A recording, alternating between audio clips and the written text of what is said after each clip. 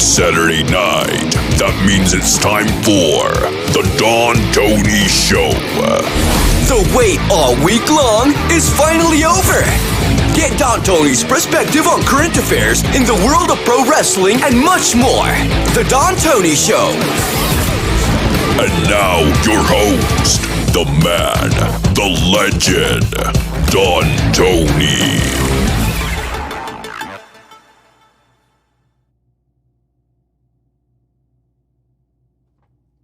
All right. Man, kind of missed doing this. I did not realize it's been 5 days on video. Tuesday, Wednesday, Thursday, Friday, and now today. You would have thought I had a heart procedure or something, right? I want to thank you all for tuning to tonight's edition of the Don Tony Show. I got to be honest with you. You stay away from a couple of days and it almost feels like you're out of the loop. But we are going to have a fun show, a loaded show. Man, I thought getting back to this, we would have an easygoing show, but topic after topic after topic after topic after topic kept popping up, and I'm like, hey, we got to cover it. So, by the way, I want to thank everybody for the well wishes. The heart procedure, the angiogram is done. Good news and bad news. I'm not going to spend time on it today. I will show you the actual report once I receive it. The good news is no blockages. So I don't have to get any stents. I don't have to get any work done. The only other issue is, and I think this is more common sense, I do have heart disease. But, the way it was described to me is, as we all get older, we all suffer from heart disease in some way, shape, or form. I have what's called non-obstructive heart disease, which means that there could be some issues with the vessels, issues with the linings. He said right now, diet and exercise will do the trick. So nothing to worry about, which is good. I tell you the truth, what sucks is the fact that I know some of you thought I was fibbing, that Monday afternoon, about a half an hour before Raw started, I fell down a flight of stairs, screwed up both of my feet. But I will tell you, little piece of advice. If any of you out there that ever gets a sprained ankle, you will laugh when I show you this. But I'm telling you, it works more than you can imagine. I sprained my ankle. If you go on my Twitter, at Don Tony D, I actually showed some video of it. And my other foot I screwed up as well. But the sprained ankle, I tried putting frozen vegetables on it. I tried to put ice cubes in a Ziploc bag. I tried to wrap it with a gauze. The problem is that the Ziploc bag directly on the skin is too cold. You put a sock on it, it's too warm. You can't get any good compromise. So earlier today, I went to Walgreens trying to find some type of ice remedy that I could put just on the ankle area. And lo and behold, somebody there said, look, I know it's not designed for this, but I think this would work best for you. You all know what this is? This is not any aid for swollen vagina. This is for people that get hemorrhoids. The bumps on your ass. And this is frozen gel. This is hemorrhoids. So instead of resting this between the crack of your buttocks, you basically sit it right on your ankle, wrap a gauze or a sock around it. Perfect. So right now I have an ice pack on my ankle. It's not too cold. It's not too hot. It feels just right. Almost like the Bears, the porridge. It's too cold. So yeah, any of you out there ever get a sprained ankle and you're frustrated or you're struggling to find the best ice remedy to sit on the ankle, this is perfect. I'm telling you. Now, I will never use this on my ass. Thank God I don't have those issues. But I bought it for my ankle, not for my ass. By the way, Monday, we will announce the winners for the 10 CM Punk AEW cards. And we will also announce the winner for the AJ Mendez signed photo. If you still want to play and you haven't had the chance to do so yet, just check out Monday's episode. Instructions are easy. And if you look in the comment section, you can pretty much figure it out with everybody else. So Monday we'll pick the winners. I was going to do it tonight, but since we held the contest on Monday and not everybody tunes into every show, I figured we announce the winners on Monday. Now, I'm well rested, Sam. Thank you very much. And for all of you who sent in, I guess, super stickers, I saw a sticker pop up in Super Chats. I will get into them in a few moments. I thank you. I want to open up with something more of a comedic sense. And you know what? It's unfair for me to do this, really, because, not everybody is tuning in live right now. But I figured just for good laughs, especially for the Ring of Honor fans out there, for those in the chat, I want to post a couple of photos right now. And the funny thing about this is, what happened to the outrage?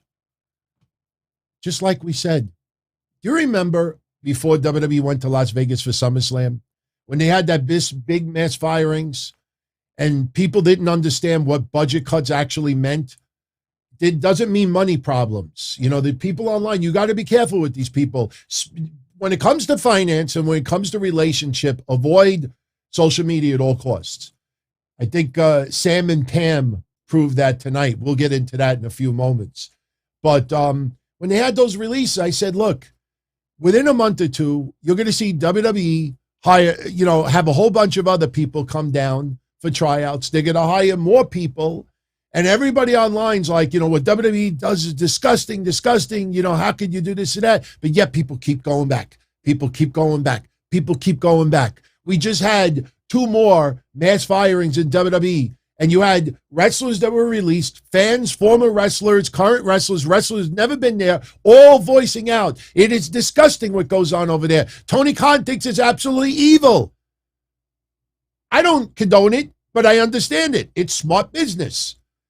It's why WWE's a $1 billion company, whether you like it or not. And oh, by the way, before you criticize a Roman Reigns shirt, maybe you should wait for ratings to come out first. We'll talk about it. We got lots of photos for tonight. But in case you didn't know, in the last couple of days, WWE had more tryouts. And I'm curious, chat room. Now, some of you who have been up to date with news, you already know this. So you might come off as smart, and maybe you honestly didn't know until I wrote it. But guys, gals, when you see these photos, does anybody on this list look familiar? And don't tell me Steve Corino and, William Regal. I'm talking about the tryouts. Does anybody out? Does she look familiar? Chat room, do any of them look familiar to you? Does anybody look familiar? Nobody? Ring of Honor fans? Nobody? Not one? You mean to tell me you couldn't recognize that Rok-C, the current Ring of Honor Women's Champion, is at the WWE Performance Center trying to get a job? Oh, so sad. So sad. No, none of them was Nia Jax. But Rok-C trying to get the tryout with WWE. Now, honestly, I think she is hella good to be on that promotion. Dark Passenger with the $5. Thank you very much, my friend. Been watching me for 4 years now. You've been listening for 2 and watching for 2. Or listening for 4 and watching for 2. Really bad depression. Oh, no, we can't cut that off, especially when you hear the D word here. I make this crazy existence make sense. Thank you, Dark Passenger. I really appreciate that. Like I said, man, I always incorporate real life, the struggles, the good, the bad. Always look at the glass half full instead of half empty. If you follow people online, the most popular responses are to negative things. We all go through bad times, and I'm not trying to make this about me, but I had 2 cancer scares. My mom was pronounced dead 3 times. My father had the major surgery in January. There's so many things going on. I'm dealing with lifelong pain from a serious car accident. And I've had people backstab me, betray me. You know, I've had health issues. And I refuse to just sit back and complain, whine, bitch, be grumpy. You know, when COVID hit, you know, I said, and it was very unpopular. And that was a wake-up call for me. Hashtag, do I want to tweet or do I want to eat? And the more I tried to work and the more I tried to, you know, just turn things into a positive, the more criticism I got. I don't like this PCDT. You know, you've changed. You this, you that. I'm like, yeah, that's right. I'm not going to melt down. So when you're going through, you got to find what makes you happy. Believe me when I tell you, there is a million clubs, and this goes out to each and every one of you out there, and especially after what happened with Daphne, that just broke my heart in two. I think that's why I still keep some of her stuff around, you know, just to feel that attachment. But, you know, there are a million clubs online where you could get and talk to other people that will just complain, vent, be down in the dumps, shit on everything, shit on the world, you know, politics, COVID, hate, race, whatever it is. And you'll find a big audience for that. You get that false sense of togetherness. Wow, I have so many people I talk to online. Wow, I feel like I mean something. And then you realize at the end of the day, not one of those persons are doing anything to help you in any way. Now, there are people online who are suffering through this that are all trying to help each other. It's almost like an AA meeting for alcoholics or drug addicts. I'm not saying that that's a vice, but everybody exchanges experience, stories. Somebody has a good day. Somebody has a bad day. There are people that are really, truly trying to help each other. That is different. And that is something that is really hard to get. That's why you got to focus yourself around people that make you laugh, that make you happy. Not the people online that just want to complain. The end is near. The world is coming to an end. This country sucks. This state sucks. This sucks. COVID sucks. This sucks. This sucks. Police suck. White suck. Black suck. Just surround yourself around people that make you smile, make you laugh. It might be the unpopular thing to do right now, but at the end of the day, you're the one that's smiling. You're the one that's laughing, and that's what matters. So I've always had that attitude on these shows. That's why so many times when we see situations, it makes sense. Look at Kevin Owens. And you know what? Before I even say Kevin Owens, let me just finish up. So Rok-C is getting the tryout. And what happened to social media? Where are all these people? Are you stupid? What the hell's wrong with you? They just released 377 people. What are you, stupid? This is what you're going to do. You go to AEW, they welcome you with open arms. They're like Allstate. You know, what are you doing? You're stupid. What are all those people? Where are all those people? What is Rok-C thinking? What is she thinking? Exactly what everybody else does. Carry a cross. Kill a cross. What he said on his Twitch last week. They knew going into WWE, the risk. It is a risk. All of these wrestlers that still go there, they think they are the exception to the rule. And sometimes they are oh so wrong. And in some cases, oh, WWE, you were so wrong. WWE has let go of people that it's just mind-boggling that they couldn't make it work. So WWE is not perfect, but they are the boss. Any employment. How could you let this person go? This person was such a great person in the office, did all the work, was so expedient, was so efficient. How do you let that person go? When you're the boss, you have the right to make dumb decisions. When the investors start thinking WWE is making some dumb decisions, they will be the one that will cause the stock to go down, where WWE is no longer $1 billion company. And until that happens, you know, you could bitch and you could complain all you want, and it ain't really going to do much about anything. Thank you, Dark Passenger. And he says that he's sure he's not alone on this, but I have brightened many days by simply being myself. That's all I could be, man. I used to be a huge liar. I used to be one of the biggest liars in school when I was a teenager, my 20s, until I got busted and thrown out of my house and forced to go into the Navy.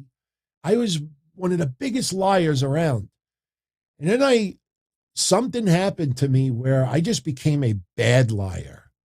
You know what I mean? You ever see those TikTok videos or the little clips of a dog and there's garbage everywhere in the house, in the car, wherever it is, and they put the camera on the dog? Did you do this? And the dog's got a look on his face like, no, but the dog's full of shit. That was me. I just became a bad liar. And then I realized it's just not worth lying. My father told me this when I was a kid. If you lie, then you have to lie on top of lie, on top of lie, on top of lie. And sooner or later you get caught. And the older I got, the more I realized how true that is. You have any idea how many people online we've caught into massive lies? I mean, the most notorious one was the WrestleMania weekend. The storybook. Somebody flies 8,000 miles to see someone that they just socially online, just chatted, nothing about dating, just chatted and decided they were going to bang them WrestleMania weekend. And then when the person woke up, the person was gone. The person left, never to be seen ever again. What was her name or his name? DJ, thank you very much. He supports me because the show is genuine. I'm genuine. Look, there's a lot of very genuine people out there. No question. A majority of podcasters out there are genuine. I'm not even going to say that they're not. The thing is, though, is there's a lot of people that sacrifice authenticity with popularity. And sooner or later, when that falls out, all you're left with is a history of, not being so authentic. And it is really, really difficult to turn that around. So my point is that I just got sick of lying because I just want to go to sleep at night. You know what I mean? Like, yeah, you kind of do a little white lies. Honey, do I look nice in this dress? Oh, you look awesome. You look sexy. Even though, it's like, it's all good. So anyway, let's talk about Kevin Owens. Kevin Owens is a great segue into what we're talking about now. Kevin Owens. And if you see, doing timestamps. By the way, while I write this timestamp, if you want a little preview of what we're doing tonight, these are the topics. Now, I'm not guaranteeing that every topic will be discussed tonight, but a majority of them will. I think we have quite a few to talk about. If there's any topics that we do not finish tonight, we could always get into on Monday. Kevin Owens. I know not all of you tuned in last week. And I'll be honest with you, I originally was going to open up with a 3-minute clip of last Sunday's episode of The Sit Down. This is coffee, by the way. No oil in it. MCT oil is history in this household. Last week, somebody called in, Liz. A lot of you know Liz. She hangs out in the chat room. She calls into the shows. And we were talking about Kevin Owens. And a week ago at that time, we did not know the status of Kevin Owens' future in the WWE. And when we talked about it, basically our conversation was, look, Kevin Owens is a family. Kevin Owens is similar to the Johnny Gargano situation. If you're a younger person, single, and have your whole life ahead of you, AEW might be your better bet. You could Twitch, you could do this, you could do that, you could do this. When you're a parent and you're getting older and you have to not only worry about your retirement, but worry about your kids' future and your wife and your whole family, husband. It's not just limited to men. Priorities change. What I said last week was pay close attention to the people out there that keep force feeding you that Kevin Owens was leaving WWE to go to AEW. I mean, you realize how many clickbait videos there are on YouTube? All these legendary people out there in podcast land clickbaited you for 3 months that Kevin Owens was destined for AEW. I saw some jack off today, right, that did like a top 10 like wrestlers that are dreaming about going to AEW, and Kevin Owens is right smack in the front. Take note of the people online that keep doing this. They're not married for the most part. A majority of them are not even in a relationship for the most part. A lot of them, almost all of them, don't have kids. So they're looking at it as a single person. The fuck? I want to be happy. I want to play video games on stream. I want to stream on this. I want to Twitch on this. I want to stream on Twitch. I want to Twitch on stream. And I want to do all these things. You got no responsibility. They don't look at Kevin Owens as the responsible father, husband, older, doesn't want to take painkillers for the rest of his life, doesn't want to be crippled in a wheelchair. He could come out on a week, do it at the Kevin Owens show, not even have to wrestle. Like, I get paid for this. So that's the discussion we had last week. Kevin Owens likely is going to follow in the footsteps of what others have done. That's why Johnny Gargano has not committed yet. Right now, Johnny Gargano's focus is his wife and his kid. Not WWE or AEW or NXT or the Indies or anything else. That in Twitch. So Kevin Owens re-signs with WWE. He re-signed. He's going to be there for a couple of more years, $2 to $3 million at a clip. That doesn't include a lot of royalties and a lot of outside projects that they could do, because they do some cameos and stuff like that, extra cash. And people are still questioning it.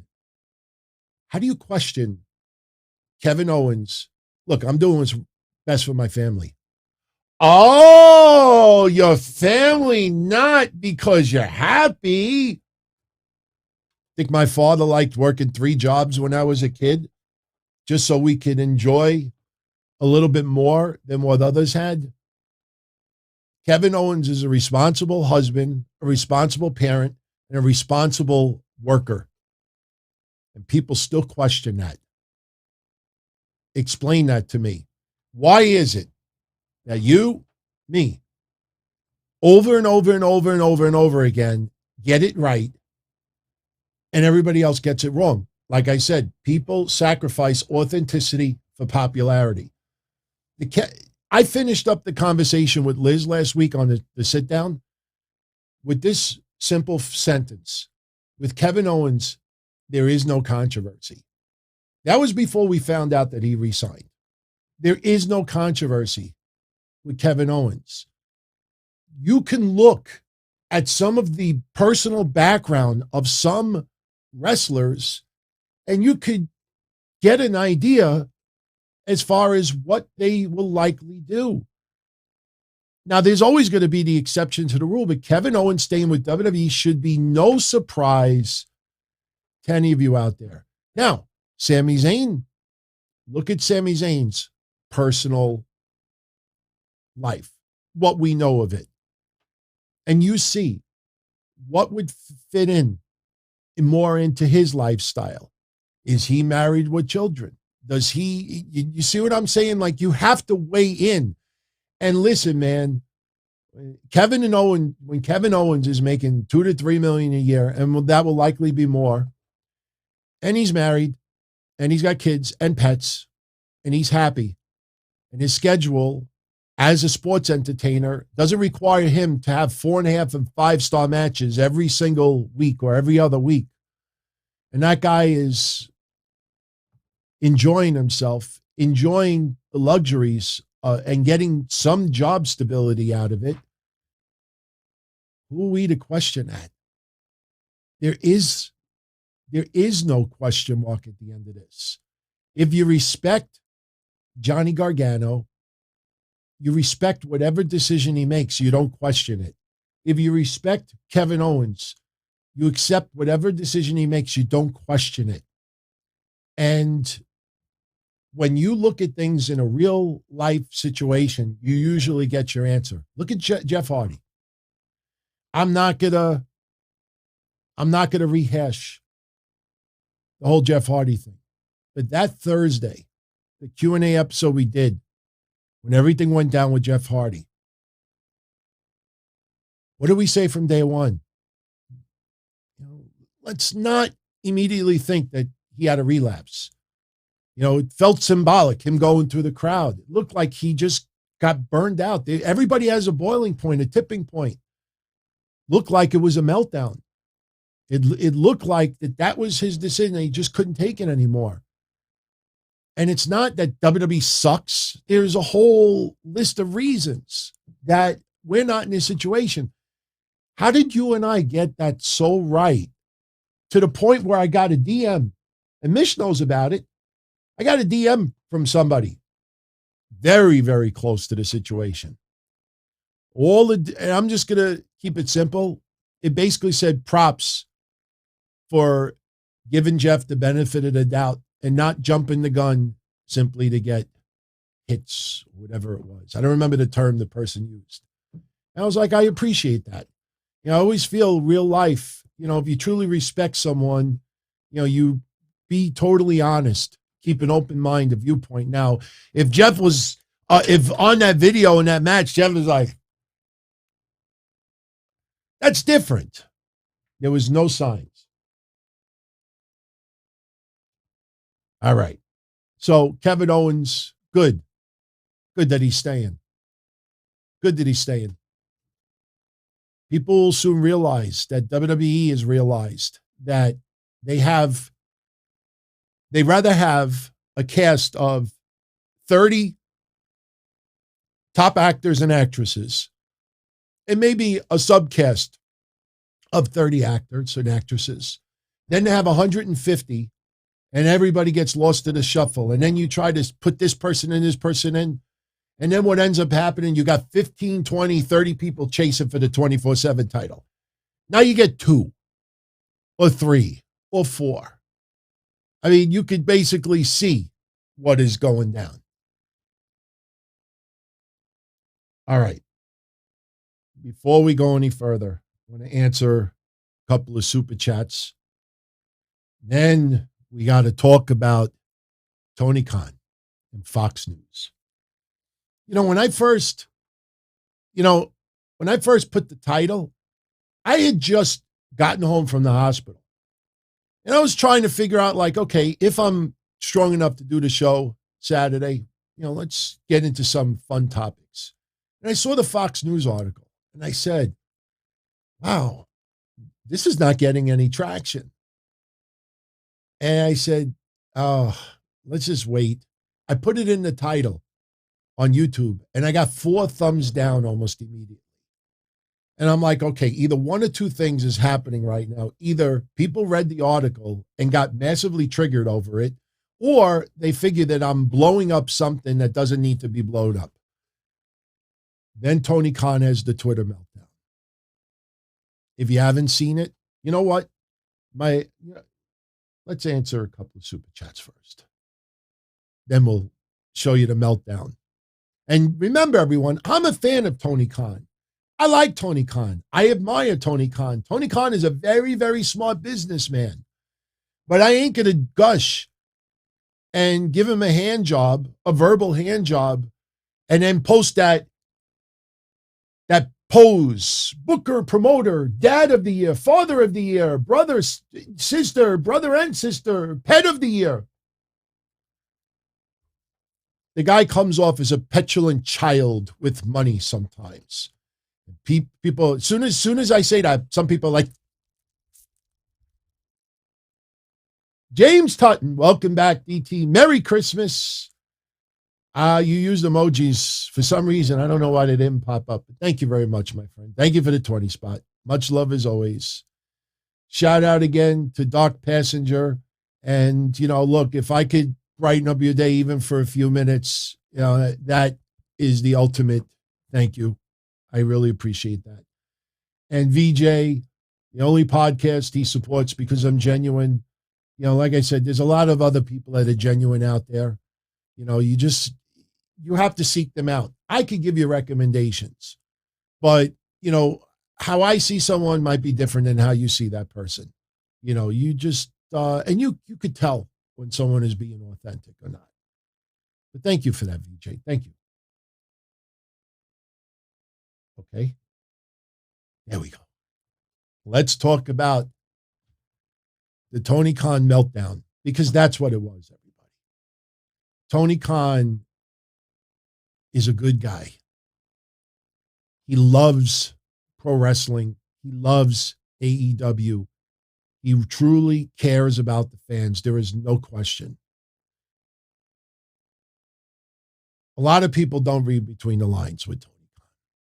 Tony Khan, everything has to be positive. And if the what did they say about Superstorm Sandy? Everything was in the right, it was, I don't remember how they said it, but it was all different factors. It was, the perfect storm or whatever. If you do it the right way, Tony Khan may come after you. He went after Fox News. Notice how he didn't go after Ryan Gatos. Ryan Gatos. Gaydos. Ryan Gatos. He's the one that wrote the article. A sports editor for Fox News. He don't dare include Ryan Gatos' name in his Twitter meltdown because Ryan Gatos covers every sport. He covers football, basketball, every sport. He was talking about the Jacksonville Jaguars. And he also talked about AEW since the Khans own both. Tony Khan, in his Twitter meltdown, kept going at Fox News, at Fox News, at Fox News, at Fox News, instead of confronting the writer. Big mistake number one, but everybody out there that does this verbally, let it slide. We pick up on it right away. So Ryan Gatos is the writer. Now, I'm going to read you the article. It's a very quick article. And truly, if you feel that Ryan was out of line with what he said about AEW, tell me. I don't bite. Here, you can have different opinions. It's fine. Nobody's wrong here. I want to read it to you. You tell me if Tony Khan should have had a meltdown over this. This is what he wrote. Billionaire NFL team owner Shad Khan has had a rough first 15 days of December between his business with the Jacksonville Jaguars and the family's venture into pro wrestling with All Elite Wrestling. Khan is the principal owner of the Jaguars and the co-owner of AEW. Khan's son, Tony, is the founder of the wrestling venture, as well as its CEO and president. Tony Khan also serves as the senior vice president of football technology and analytics. The Jaguars put an end to the headache provided by Urban Meyer. The team fired him after only 11 months and 13 regular season games. But what happened this month appeared to push Shad Khan over the edge in terms of Meyer's status within the organization. Meyer got flack from the team when he benched James Robinson at the start of the month. Trevor Lawrence was forced to go to bat for Robinson, saying he believed the second-year running back deserved to be on the field. An NFL Network report later said that Meyer called his assistants losers and had a heated argument with veteran wide receiver Marvin Jones. After a 20-0 loss to the Tennessee Titans, in which Meyer looked less than thrilled to be walking off the field after another loss, he appeared in front of the media and threatened to fire the source of the NFL Network story. Angrier at the messenger, not at the message. Doesn't that sound familiar? Shad Khan said earlier this week that he wouldn't jump to fire Meyer immediately, but that patience subsided after former Jaguars kicker Josh Lambo accused Meyer of kicking him during a team practice over the summer. Khan fired Meyer hours after the Lambo accusations emerged. After deliberation, the article's almost done. After deliberation over many weeks and through a thorough analysis of the entirety of Urban's tenure with our team, I am bitterly disappointed to arrive at the conclusion that an immediate change is imperative for everyone, Khan said in a statement. Quote, I informed Urban of the change this evening. As I stated in October regarding our trust and respect was essential. Regrettably, it did not happen. So far, see nothing wrong with it. Now comes AEW. AEW had a very successful summer with the acquisitions of CM Punk, Bryan Danielson, and Adam Cole from WWE. AEW shows Dynamite and Rampage each popped more than 1 million total viewers at their peaks. Dynamite peaked at 1,319,000 viewers September 8th when Punk addressed fans for the first time since appearing at All Out. Rampage peaked at 1,129,000 viewers on August 20th when CM Punk made his debut in Chicago. Since then, things cooled off with Rampage, attracting around 500,000 viewers. Dynamite attracted over 900,000 viewers Wednesday for the first time since mid-November, thanks to its Winter is Coming special. As things move into the new year, the Jaguars will be back at square one with a high draft pick and in need of a new coach for the 2022 season. AEW will look to build upon some of the momentum it gained towards the end of 2021. AEW will have a lot of time to build up its top stars as its first pay-per-view for 2022 is instead until March. That is the entire article. Nothing omitted. Zero omitted. Let me reiterate. I am a big fan of Tony Khan, but he comes off as a immature, young, petulant child with a lot of money many times. And he went after Fox News. And when I show you the tweets, if you really, truly disagree with me, post it in the comments section after the show is over. I'm not trying to do this for clickbait. I'm giving you an honest opinion why Tony Khan just truly, truly makes himself the fool. Here's tweet number 1. Now, for everybody on video, you'll be able to see it. Everybody on audio only, I will read it. Hey, Fox News, it's amusing hearing you opining about AEW ratings. Now, let me stop right there. Opining means you express an opinion. My shows since 97 is opining. I opine. I give you news. I used to report news. I don't report. I report it, but I don't search. I don't do the research unless I really need to. I give opinions based on news that's out there. I don't think there was anything where this guy was expressing an opinion. He just spit out facts and he said that it's cooling off and he put up 2 numbers. But anyway, let me read you Tony Khan's tweets. Number 1, he posted 3.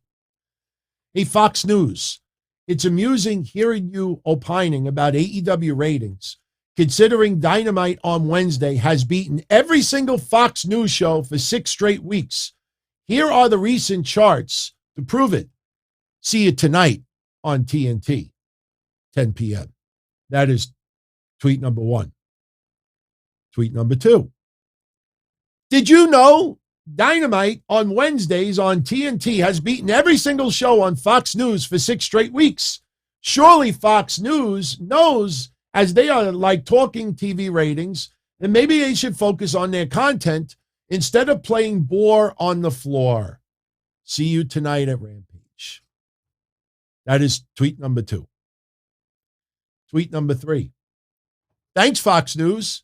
I appreciate that you've highlighted AEW ratings when Dynamite on Wednesdays has beaten every single show on your network for 6 straight weeks. Here are a few more charts. Twitter only let me attach 4 weeks worth to my last tweet. See you tonight. Now, if anybody that's on audio only, what he kept showing you and kept highlighting was the 18 to 49 demographic. Fox News is a 24-hour news channel, you nitwit. They're not trying to attract 18 to 34 on an all-news channel. Fox News is designed for the older viewer out there. You're trying to compare news to pro wrestling to totally different demographics.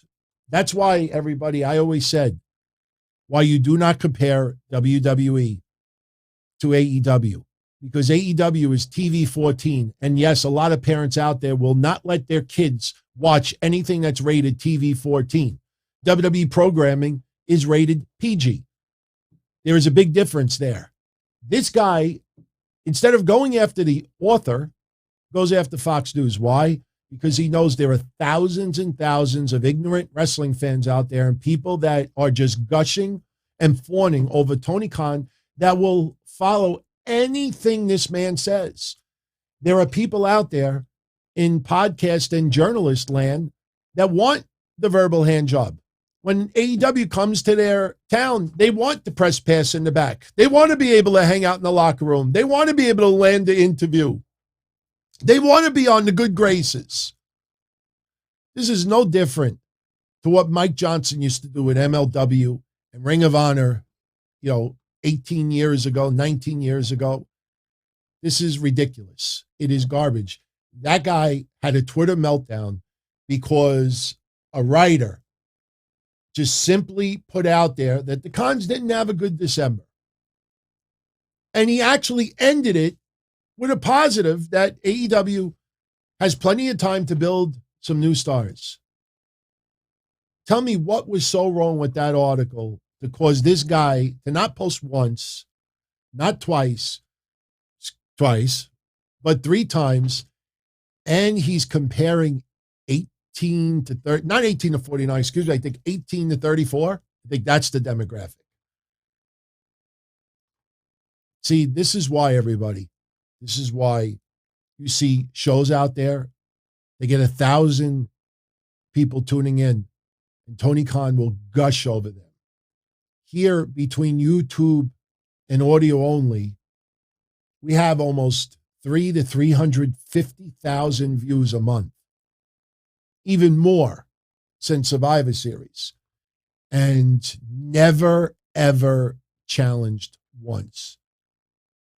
Because we're spitting out facts. We're not trying to be one-sided to basically please AEW fans or please anti-AEW fans out there.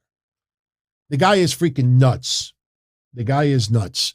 There was no reason for him to have the meltdown over this. And he took a small article and got so hurt over that article that this is what he does. Seriously, man, I don't know what else to say about that other than,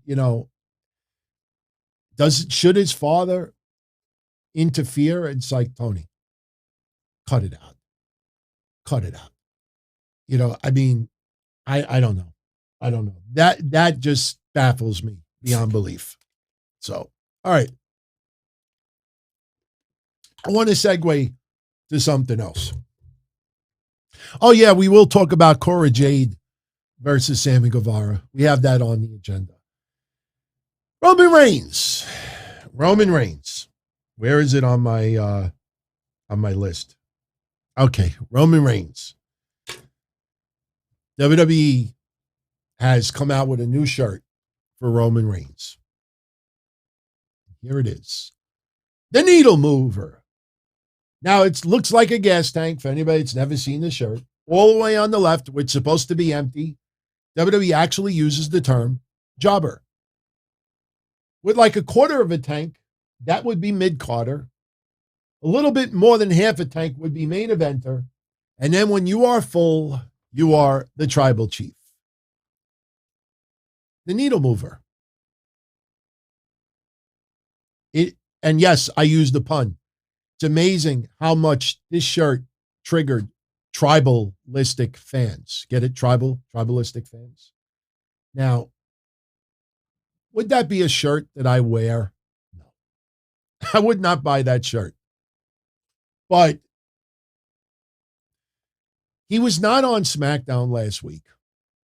He was advertised all week that he would be back on last night's SmackDown. So now they debut a Needle Mover shirt. And instead of waiting to see, let's see what the ratings are. Hyping up Roman Reigns for a week. He is back after a week's hiatus. Let's see if he truly moves the needle. No, people don't want to wait. They just rip the shirt, make fun of the shirt, rip the shirt. Not every shirt is designed for us. How many kids would wear this?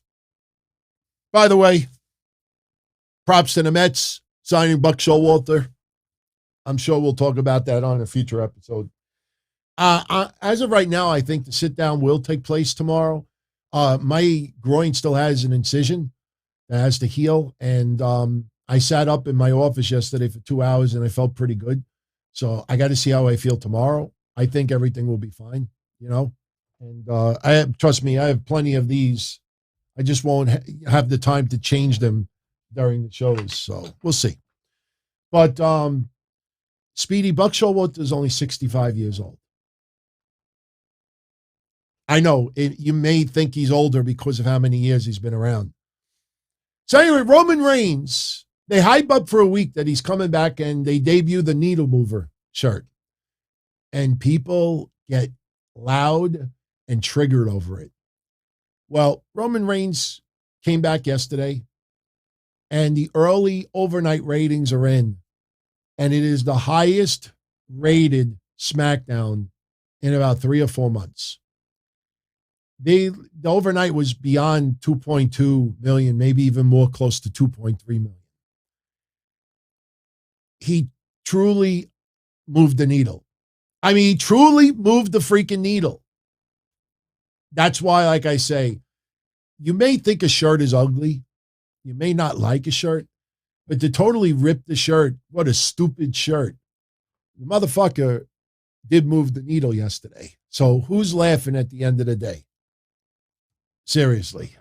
So, yeah. So there is your new shirt. I wouldn't buy it. When you add up shipping and everything else, that's like $35. I'm not paying $35 for that shirt. So, all right. So SmackDown yesterday, look, like I made the change on these shows a while back that we were not going to do reviews on these Rampage of SmackDown. We will do recaps. And if we have to point anything out, we will. And I am going to do that right now, because yesterday, I can honestly say Baron Corbin and Madcap Moss, and by the way, not trying to put thoughts in your head, but I think towards the end of the show, which will be about an hour from now, we are going to let you, or I'm going to let you, the live friends out there, to give me picks, nominees for the next 2 categories for the Black Hearts Year-End Awards 2021. Tonight, you're going to help me make the list for Male Wrestler of the Year and the Pink Slip Award. What wrestler, male or female, should have been fired or released in 2021? I will tell you, Baron Corbin will be on that list. Sorry, Mr. Corbin. That segment with him and Madcap Moss yesterday, it rivals, if you all didn't see it, it rivals Bayley and Alexa Bliss, This Is Your Life. It was one of the most awful segments, honestly, in 20 years of watching wrestling. I actually, and I'm not exaggerating when I say this, I was more entertained watching Triple H hump a mannequin and grabbing a bunch of chop meat and throwing it at the camera. That was beyond awful yesterday. And especially that it happened at the top of the hour. The top of the freaking hour. I got to get the ratings breakdown to see how much then again, it's a bad car accident. It was so bad that maybe some people tuned in just to see how fucking awful it was. That was awful yesterday. That was beyond awful. I felt bad for Drew McIntyre, especially that he has no Jeff Hardy by his side to confront these pricks. WWE, if you really look at it, they still can't figure out who to put behind it. Who are they going to put? Mansoor. What happened to Mansoor, everybody? What happened? Is there a holiday that I'm not aware of that runs for a month or so? I don't know. So that was awful yesterday. Now, the big news coming out of yesterday was Roman Reigns firing Paul Heyman. And if you saw this yesterday, I know, I don't even need to say it. I know for a fact you all were having memories of this. Look at Kurt Angle's face right before he gets nailed, and then look at Paul Heyman's face.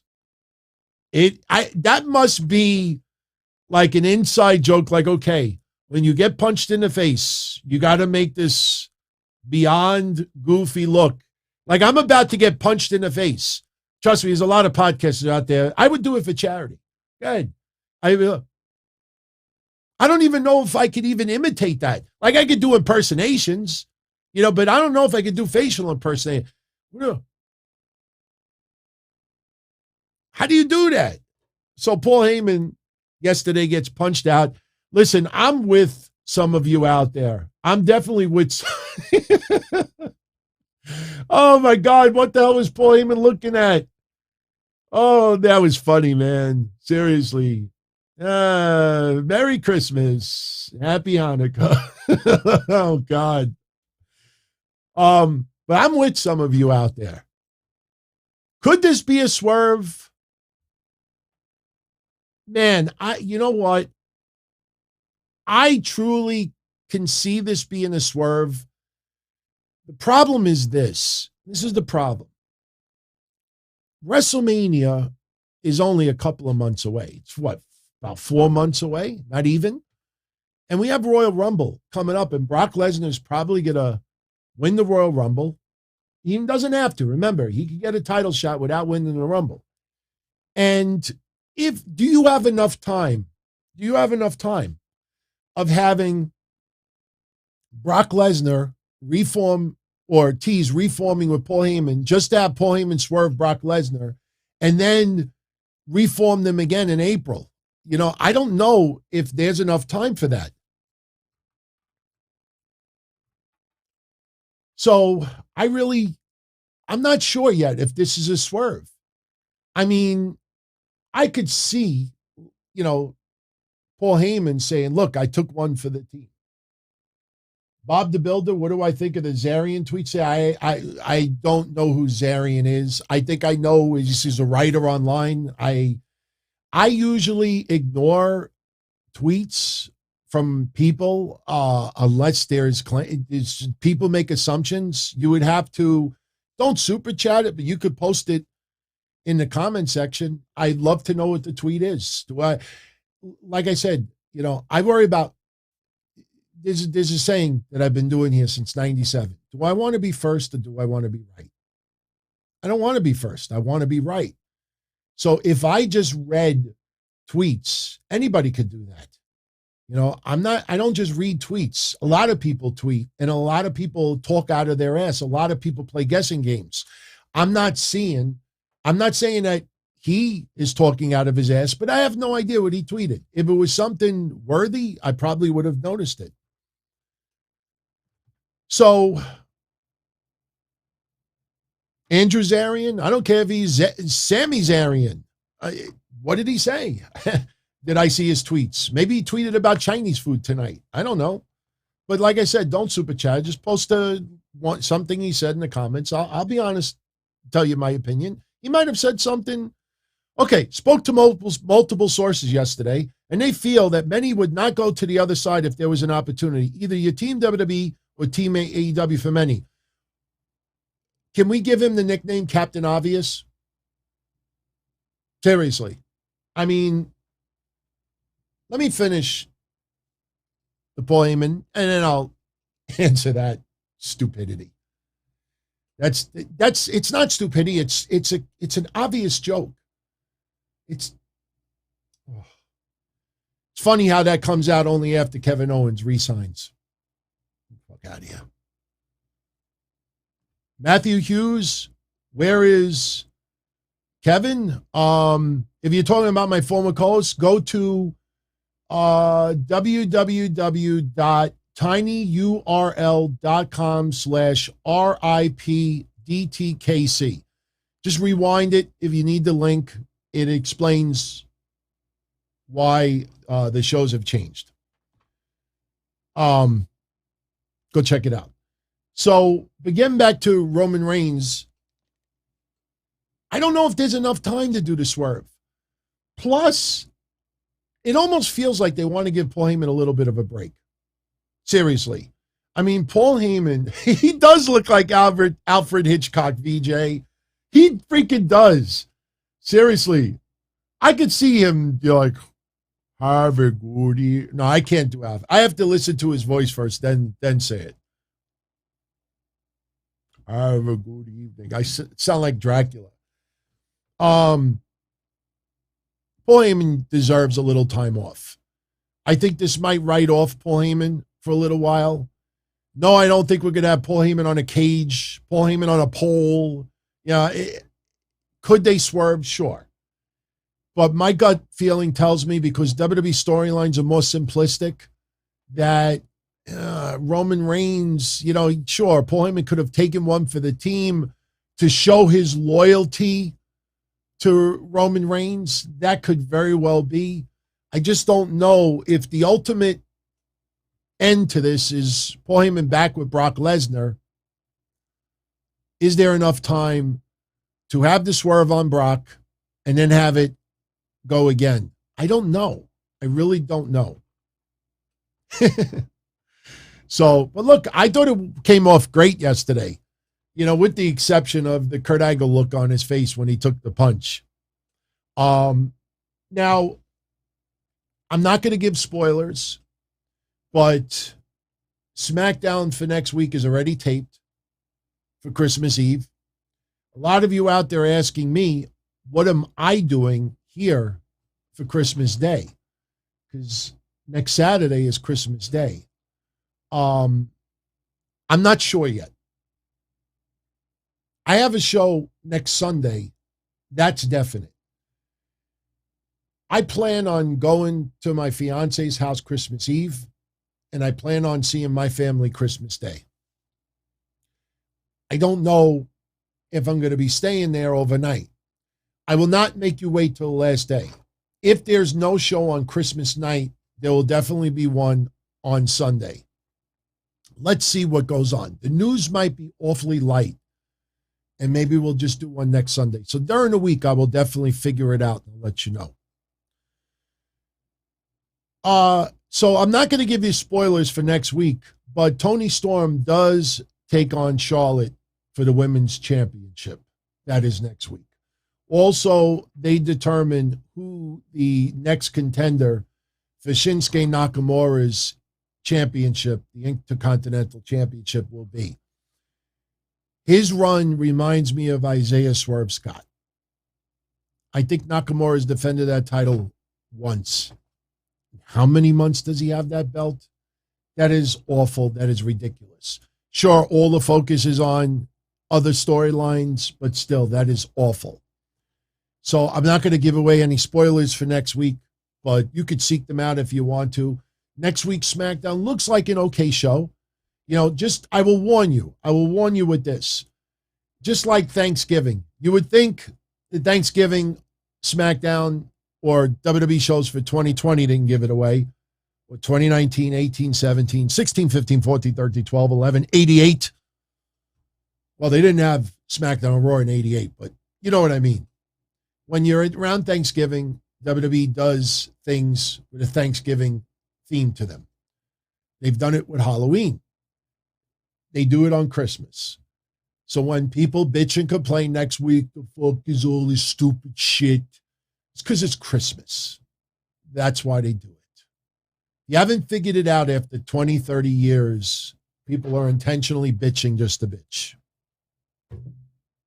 So, shout out to Kayfabe. I don't know, was your kind words Kayfabe? I'm kidding. All right. So what should we, other matches from yesterday's SmackDown. Sasha Banks and Toni Storm over Charlotte Flair and Shotzi. I know a lot of people are not happy with the way they're using Toni Storm or Shotzi. They're considered rookies. They're on the main roster. They're still considered rookies. I know how some people feel about that. Give them time. Give them time.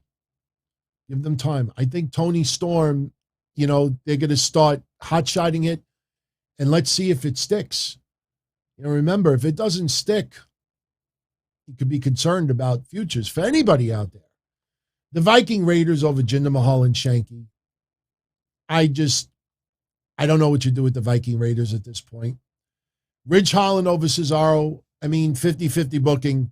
I even wrote it before SmackDown aired. We all knew Ridge Holland was getting his win back, and he did. The match was good, but it was only 3 minutes long.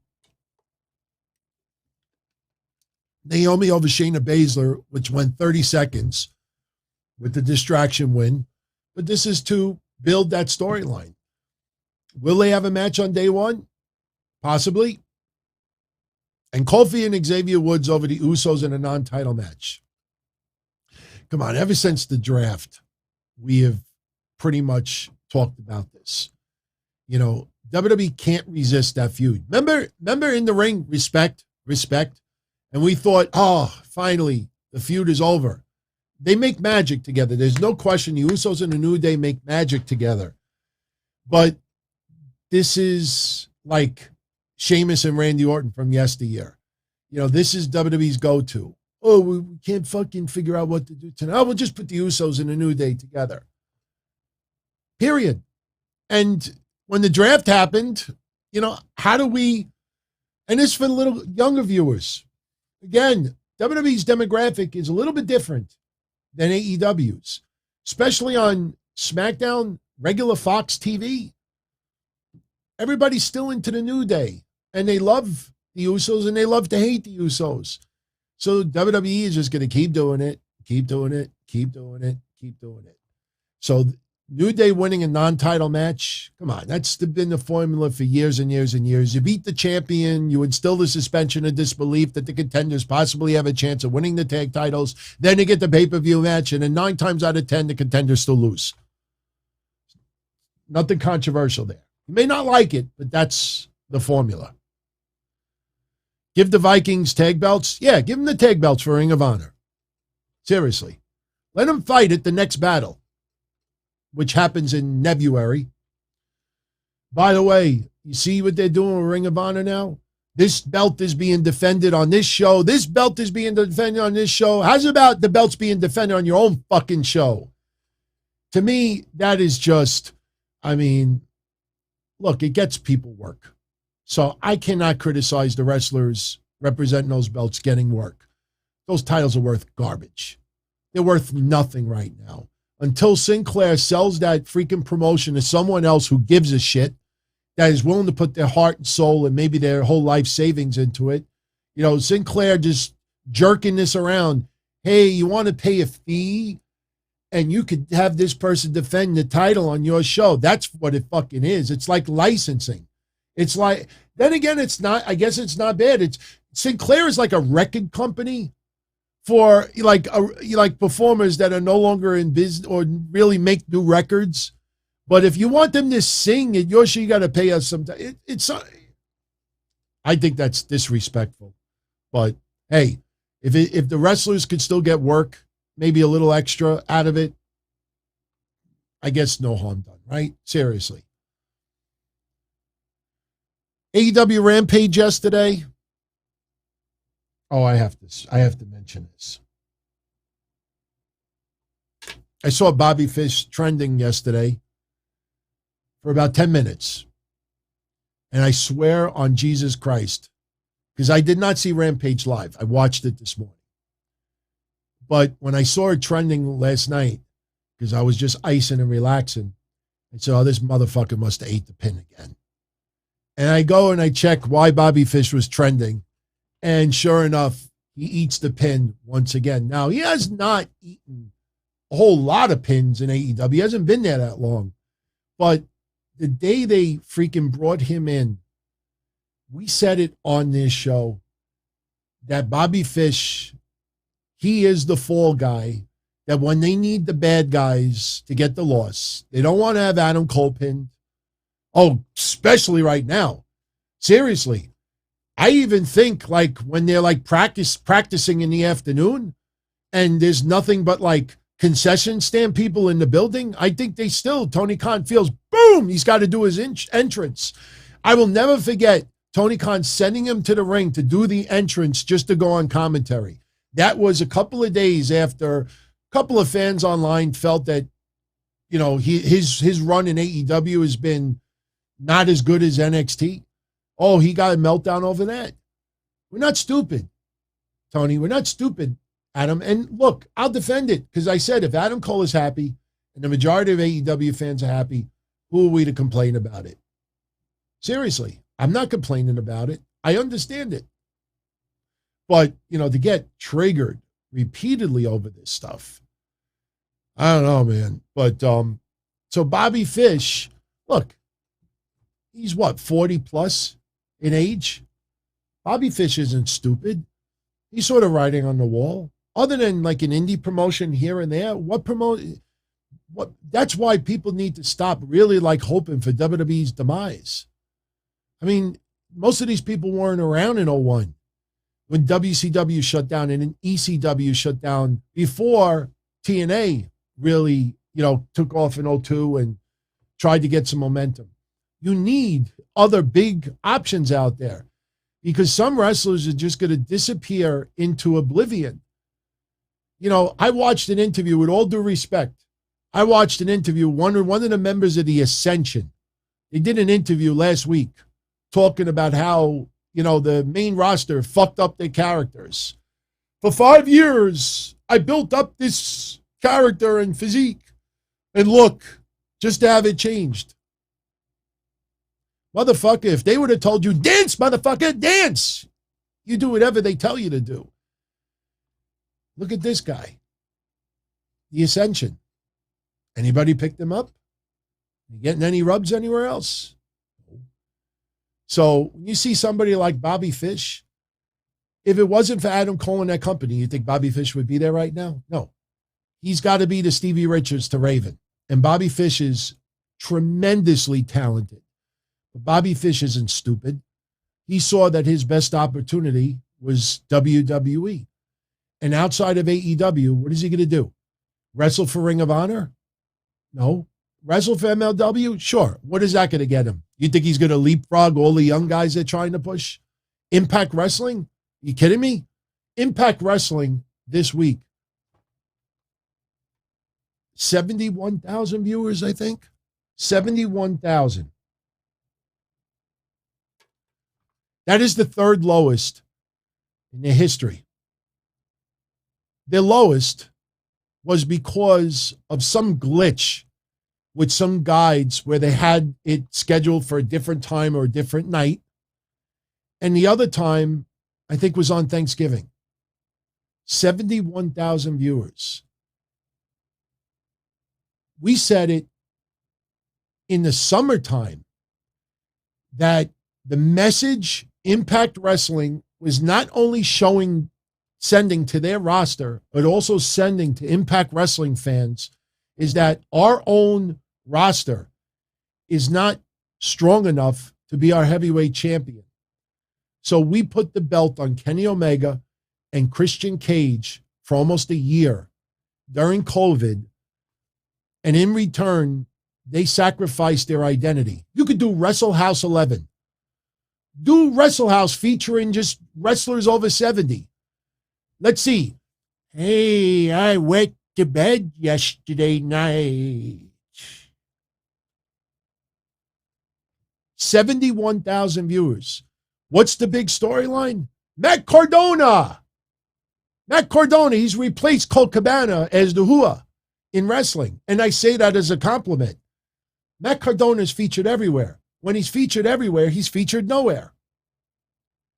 See, at least AEW wrestlers, when they wrestle elsewhere, AEW has created an identity for them. So if Sammy Guevara wrestles somewhere else, it feels like an AEW wrestler was on loan to wrestle for another company.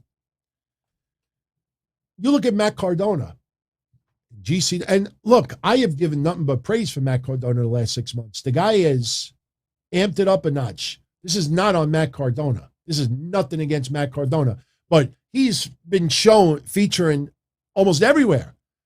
He made cameos in AEW as well.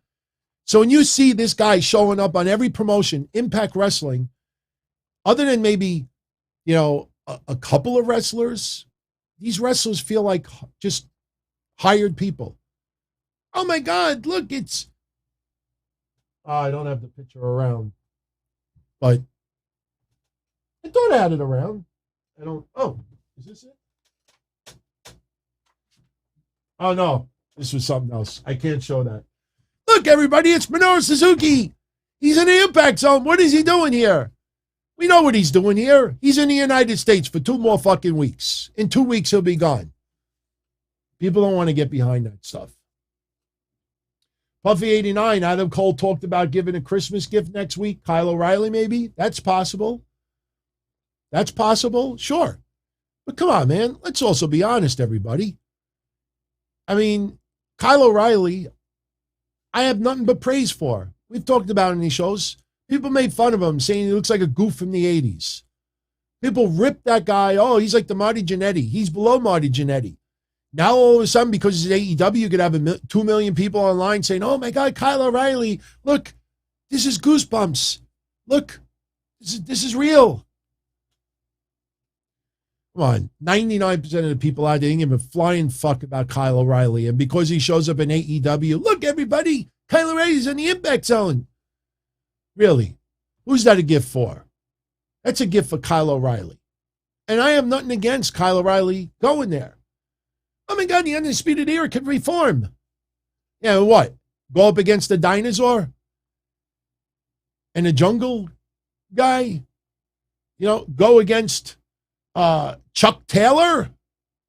Oh my God, I can't wait till some of these contracts come up. You know who's going to re-sign with AEW? The ones that have the best Twitch streams, the ones that get a lot of outside jobs. Because what's starting to happen, and I guess this is the Andrew Zarian tweet, problem is, you and I have been saying this for almost a year. Almost a year.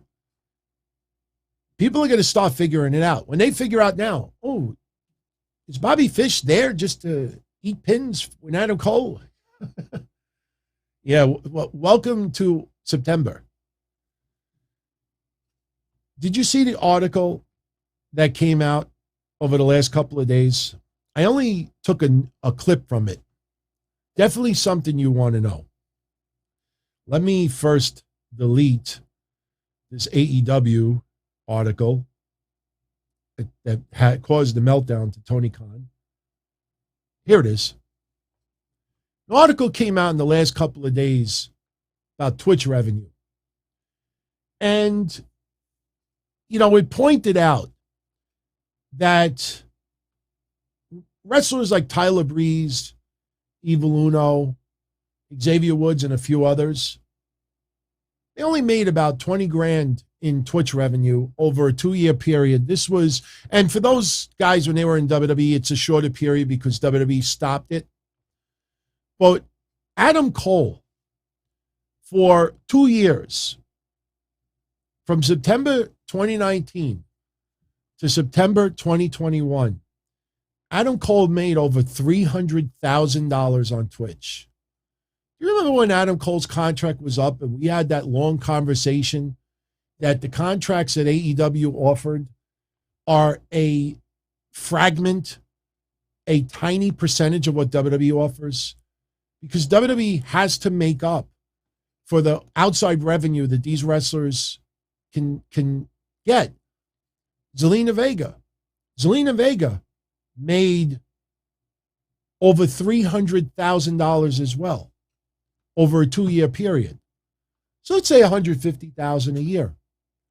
When Zelina Vega was let go and WWE wanted to bring her back, shout out to Abdul. I'll answer your super chat in a moment, my friend. Because I definitely want to segue to Darby Allin. I'll definitely answer your question first, and then we'll segue what happened with Darby Allin and Cora Jade yesterday. But when Adam Cole's contract was coming up, you know, I brought up that the contracts that AEW offers, and this is not a shot on AEW. They're doing smart business. Hey, if you sign here, you could do this, this, this, and this. But they never reveal any value to any of the contracts. When Kevin Owens got the new deal with WWE, what did some people just very quietly say? Seriously, go look if you think I'm exaggerating. They talked about the whole contract, talk about the reasons behind it. And at the very end, I got to do this up close so you hear it. At the very end, they said like this. AEW wouldn't come close. Sources believe that AEW wouldn't come close. AEW wouldn't come close. Hey, Kevin Steen, you could Twitch, you could do this, you could work out, so you could do this, but we can only give you this. But if you add all these things, it could be close to what you make in WWE. Oh, man. So when you see Adam Cole making 150 plus, 1,000 plus in a year on Twitch, if he was making crazy money on Twitch and getting a really good pay on AEW as well, where he's making even better than what he was in WWE, don't you think more people would be trying to exit as quickly as possible? I could sit on my ass and just game all day or talk. So it's going to be really interesting. The more WWE downsizes, the more dangerous it is for wrestlers that are in AEW, even the pillars, if you want to put it that way. A lot of people that are really heavily invested in AEW as far as shows and writers, oh, WWE has interest in MJF. No chance. No chance in hell. Because we know MJF would never be able to say the things he says in AEW. But the fact is that all the money they're saving on the average wrestlers that are not moving the needle on WWE, that are chasing a 24/7 title, if we get rid of 10 of them, we can offer an MJF maybe an extra 200 grand or 300 grand. Or we can offer this person this. So AEW better hope that this Twitch money stays strong, because if that dries up and other outlets dry up, when those wrestlers' contracts come up for renewal, look, man, I signed here because I was also at this, and this. WWE is offering me all of this combined. Just match the offer. Like Scott Hall and Kevin Nash. Just match the offer, Vince, and I'll stay. That's why, as we get closer to those 2 and 3 year deals coming to a head, you mark my words, you will see dozens and dozens of people that will be forced to leave. That doesn't make Tony Khan a bad person. Doesn't make a bad person. Right now, he is betting on the fact that all these other outside sources of revenue are going to stay, and I believe they will stay for a little while. But, you know, find out how much some of these wrestlers that sign with AEW, how much they make from AEW's side. When you look at that, you'd be like, huh? You kidding me? I can afford to pay him. So that's why, you know, when you hear somebody like Andrew says, with all due respect to him, that's a Captain Obvious segment. A lot of people in WWE feel like you're either pro AEW or you're pro WWE. Duh. They know the deal about Kevin Owens' contract. You don't think AEW wanted Kevin Steen? You think they were going to give Kevin Steen $1 million? 500,000? What, to wrestle 20 times a year? People are starting to figure it out with the contracts. All right. I want to segue to the super chat. We'll talk about Abul Inis's comment. If Jeff Hardy goes to AEW, obviously when he's mentally and physically healthy. I got news for you, Abdul. If we were right about what we thought the night Jeff Hardy walked out, I think Jeff Hardy would be ready to go now. I know that sounds nuts to some of you that may casually tune into these shows, but if you followed the Thursday before, all the shows where we talked about Jeff, if you listened to everything that we talked about, if Jeff Hardy showed up next week, that's provided that drug test the piss and alcohol test.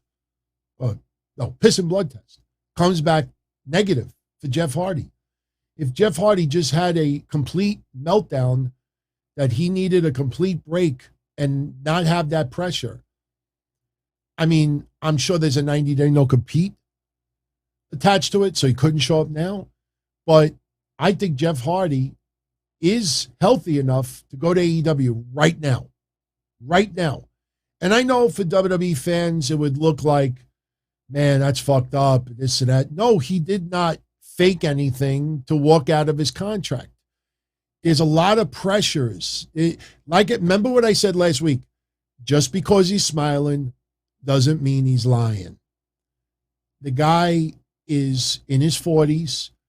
He has killed his body for 30 years. He has battled a lot of addiction.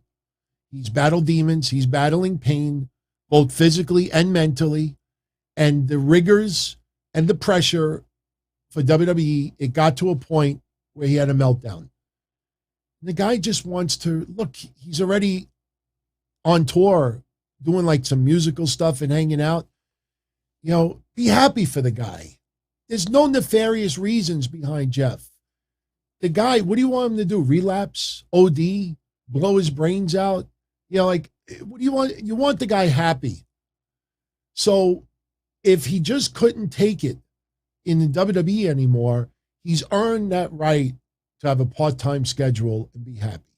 I can't find any hate in the Jeff Hardy situation at all. So him versus Darby Allin, I think that would be phenomenal. I think they would tear it up. Look, I know about those accusations with Darby Allin. And he got his foot in his mouth yesterday. He got owned by Cora Jade. We will get into that in a minute. But there's no question, Darby Allin has really turned it up a notch in the last year in AEW. He doesn't come off as just like a stunt man. You know, some of the stunts he did was ridiculous. AEW should have never allowed it. But he himself has pulled it back a little bit. And he's got Sting, as guiding him. I mean, that is huge. That is huge. So, yeah, I think Sting versus Darby Allin would be freaking awesome, man. Would be awesome. Thank you for that. It's a good one. I'll answer the other super chats in a moment. I want to stick on the Darby Allin commentary for a moment. By the way, I got to show you this because I think it's definitely something that it would just be wrong if we had to wait another year to bring it up. For everything that we've talked about WWE's problems, yesterday was the 3-year anniversary of this. December 17th, 2018, a non-COVID sellout crowd at WWE Raw were delighted to have Shane McMahon, Stephanie McMahon, Vince McMahon, and Triple H, as some people call the clown. And, oh my God, are you starting to realize now all the nonsense that people clickbaited you about Triple H? They were all in the ring. We're going to give you what you want.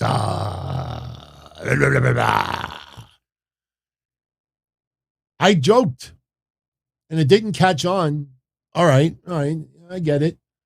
That I guess what they meant at the time was they were going to give us AEW, because only 2 weeks later, AEW was formed. So when Triple H said, we're going to give you what you want, that's 3 anniversary, everybody.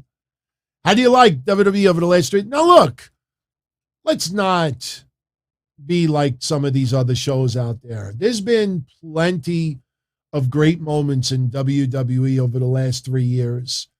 Kofi Kingston winning that championship is at the top of that list. And I know most people out there, they'll counter and say, oh, look how he lost it.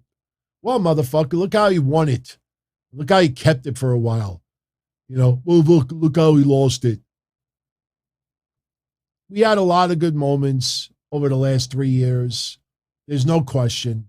But I will say this. Does it truly feel like WWE is giving us what we want, or what Vince said decades ago, we know what you need? No. See, now I'm in the middle of Triple H and Vince impersonator. We're going to give you what you need. We know what you want.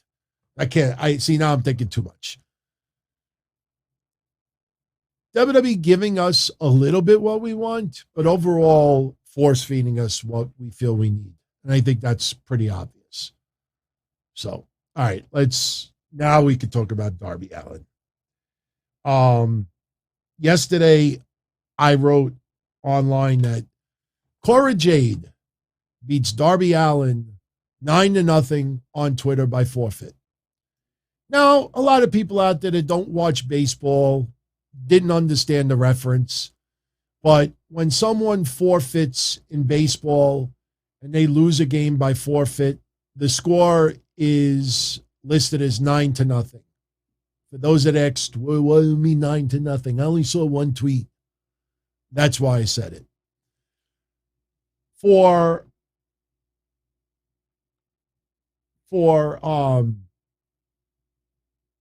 Darby Allin yesterday, he's not,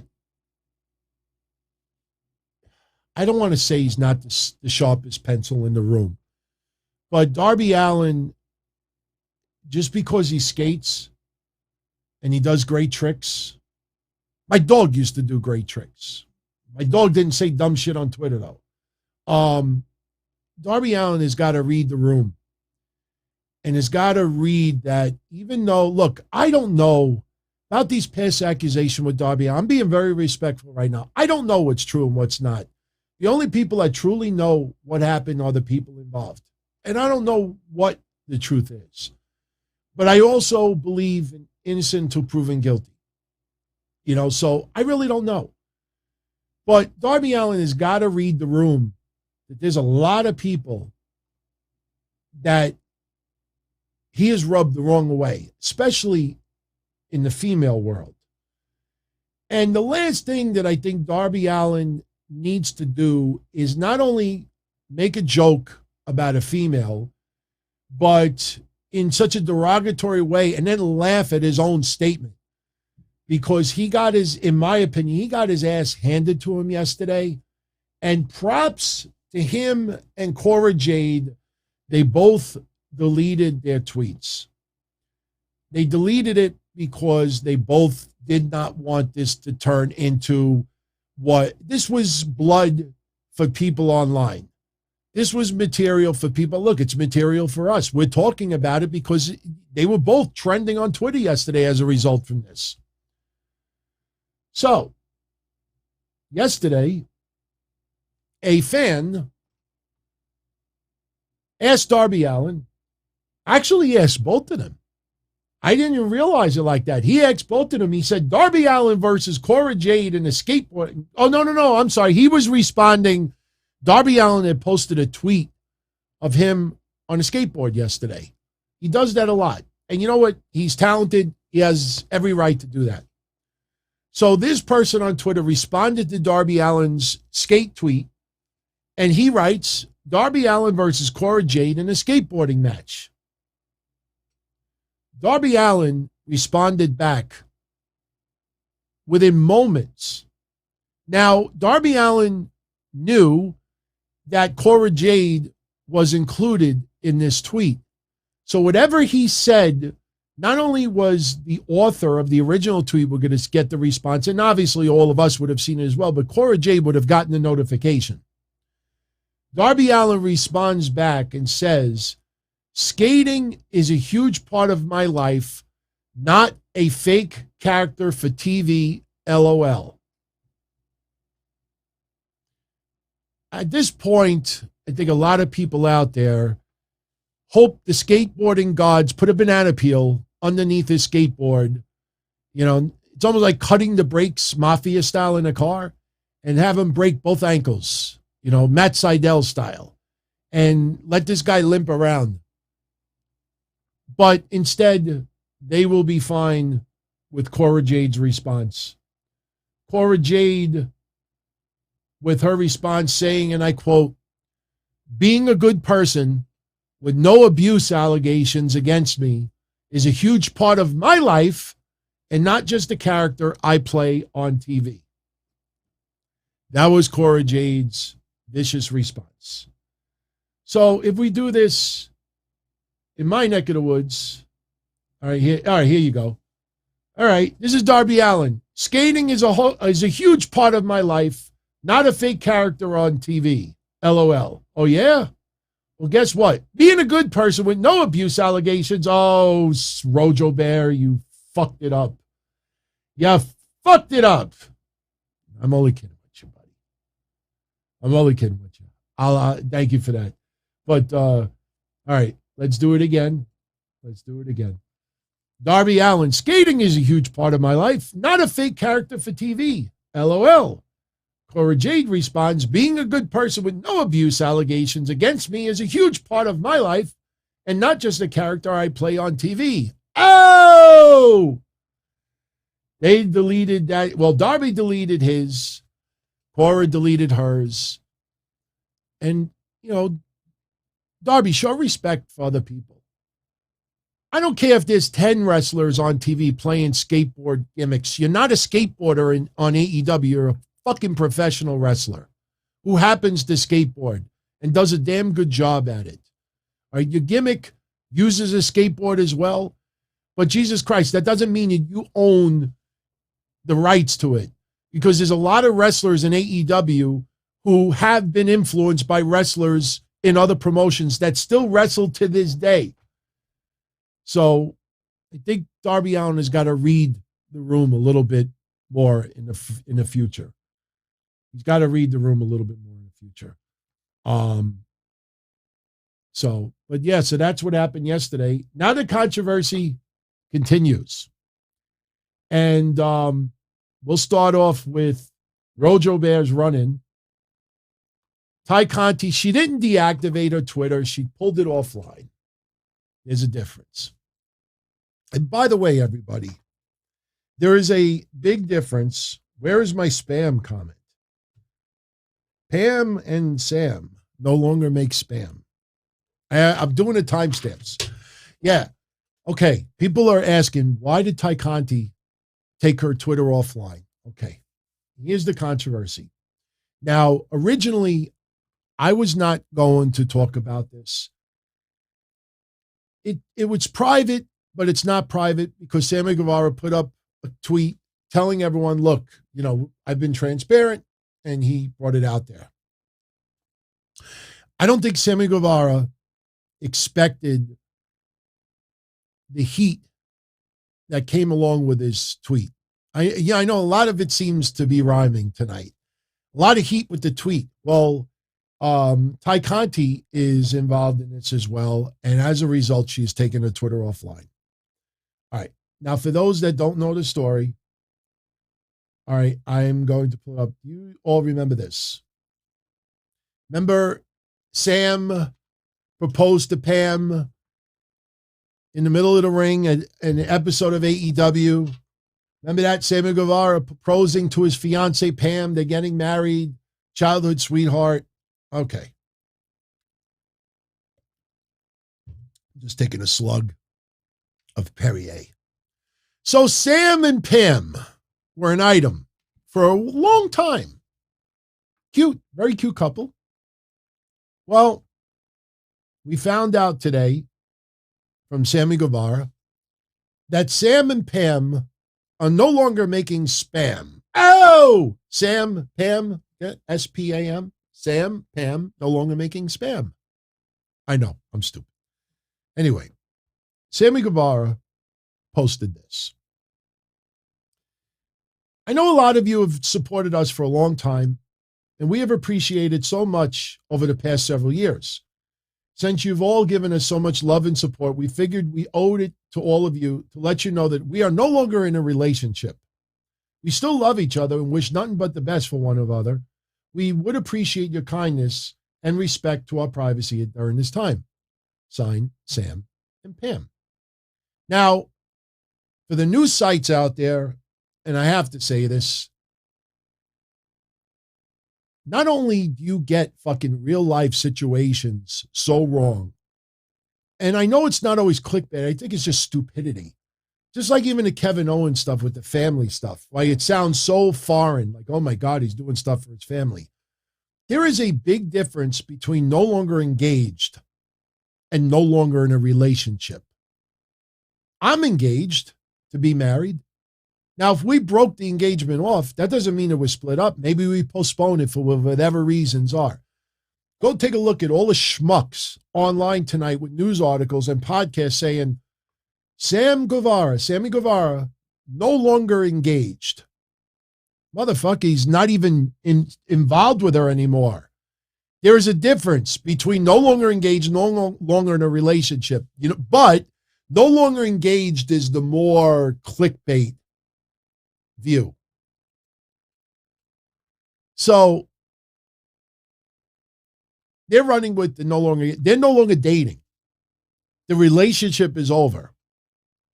So now, where does Tay Conti factor in all of this? Now, I'm going to say this in a very respectful way, because none of us out there know truly all the facts. I am just going to tell you in a very respectful way of what I have seen, heard, and told. And let me also be honest with you. When I say been told, it's not like for the last couple of months, hey, is it true? Sammy and Tay, hey, is it true? No, it was in a conversation once, and that's it. Okay.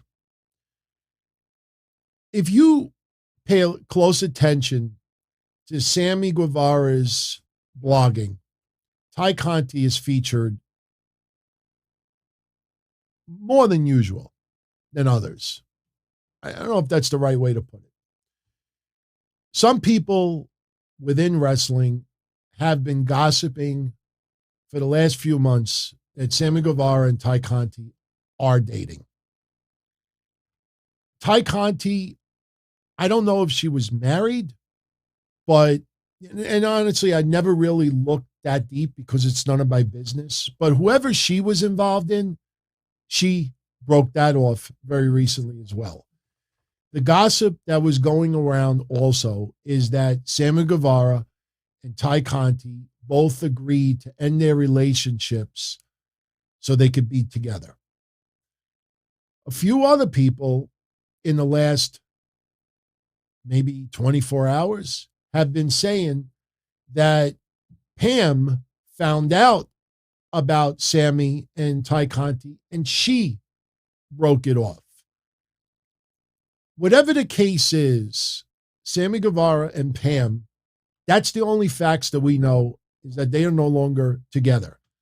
Not okay. Thank you, Cruiserweight. Tay Conti was married, so she has the reports. She has left her husband. She may have even publicly have said this, believe it or not.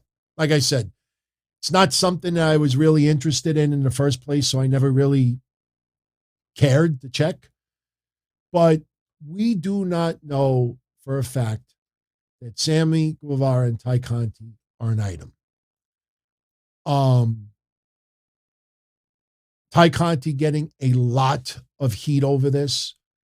Guevara getting a lot of heat over this. A lot of sympathy for Pam. And the only thing that I could say about this is this. If Tay Conti left her husband and Sammy Guevara left his fiancé so those two could be together, here's some breaking news. It happens in the real world. It's disappointing to see Sammy Guevara and Pam split up. But if the guy is in love with someone else, whether you think it's moral or not, he didn't break any laws. If Tay Conti was no longer happy in her marriage and Sammy Guevara and Tay Conti feel that they're soulmates with each other, I don't know what you could be angry about.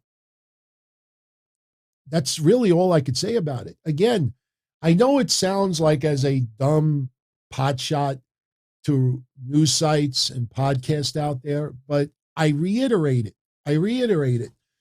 The loudest, noisiest people about the Kevin Owens stuff, about the Johnny Gargano stuff, about the Guevara stuff, about the Tay Conti stuff, if you notice the pattern, and it's there, it's usually single people, no wife, no husband, no boyfriend, no girlfriend, no kids.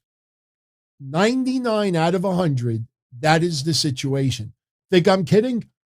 Just start paying attention to all the people that go overboard with this stuff. And they can't relate to situations. Look, if Sammy Guevara was unhappy and, and I'm not condoning it, I'm not going against it, I'm just saying shit happens. I'd rather both sides be happy than to stay in a situation that just gets worse and worse and worse and worse. So, I don't know what will happen. I don't know how this affects them on television. I just wish the best for all parties involved. But that is what transpired. That's what transpired. That's really it. I mean, there's really nothing else I could add to it. I mean, it's a shame, but they broke up. I mean, they made it a big thing on TV. Trust me, I don't think Sammy Guevara was being disingenuous when he proposed to his girlfriend at the time. It just something happened and things changed. I know it's a very short period of time, like that is true. But things changed, man. Things changed. Yes, Bash, absolutely, I'm with you. Let's move on. So yesterday, we had Dan Lambert appear on Dynamite, on Rampage, and I have to just do a timestamp because earlier I didn't give you the Rampage results from yesterday. First off, we had Best Friends. Isn't it funny, everyone? AEW listed them as Best Friends, Orange Cassidy and Rocket Romero, beating the Young Bucks, Adam Cole and Bobby Fish. Aren't they all part of the Chaos Project? Is Chaos just like the catchy clickbait word for Dynamite, but on everywhere else, everybody's individually named? I don't know. I was just noticing that. Tay Conti over Penelope Ford in a submission match. And the Acclaimed 2.0 and Daniel Garcia over the Lucha Bros, Santana Ortiz, and Eddie Kingston. Let me say this. We just talked about this 2 weeks ago. Some people think Orange Cassidy with Chris Jericho. Some people think Sammy Guevara with Miro.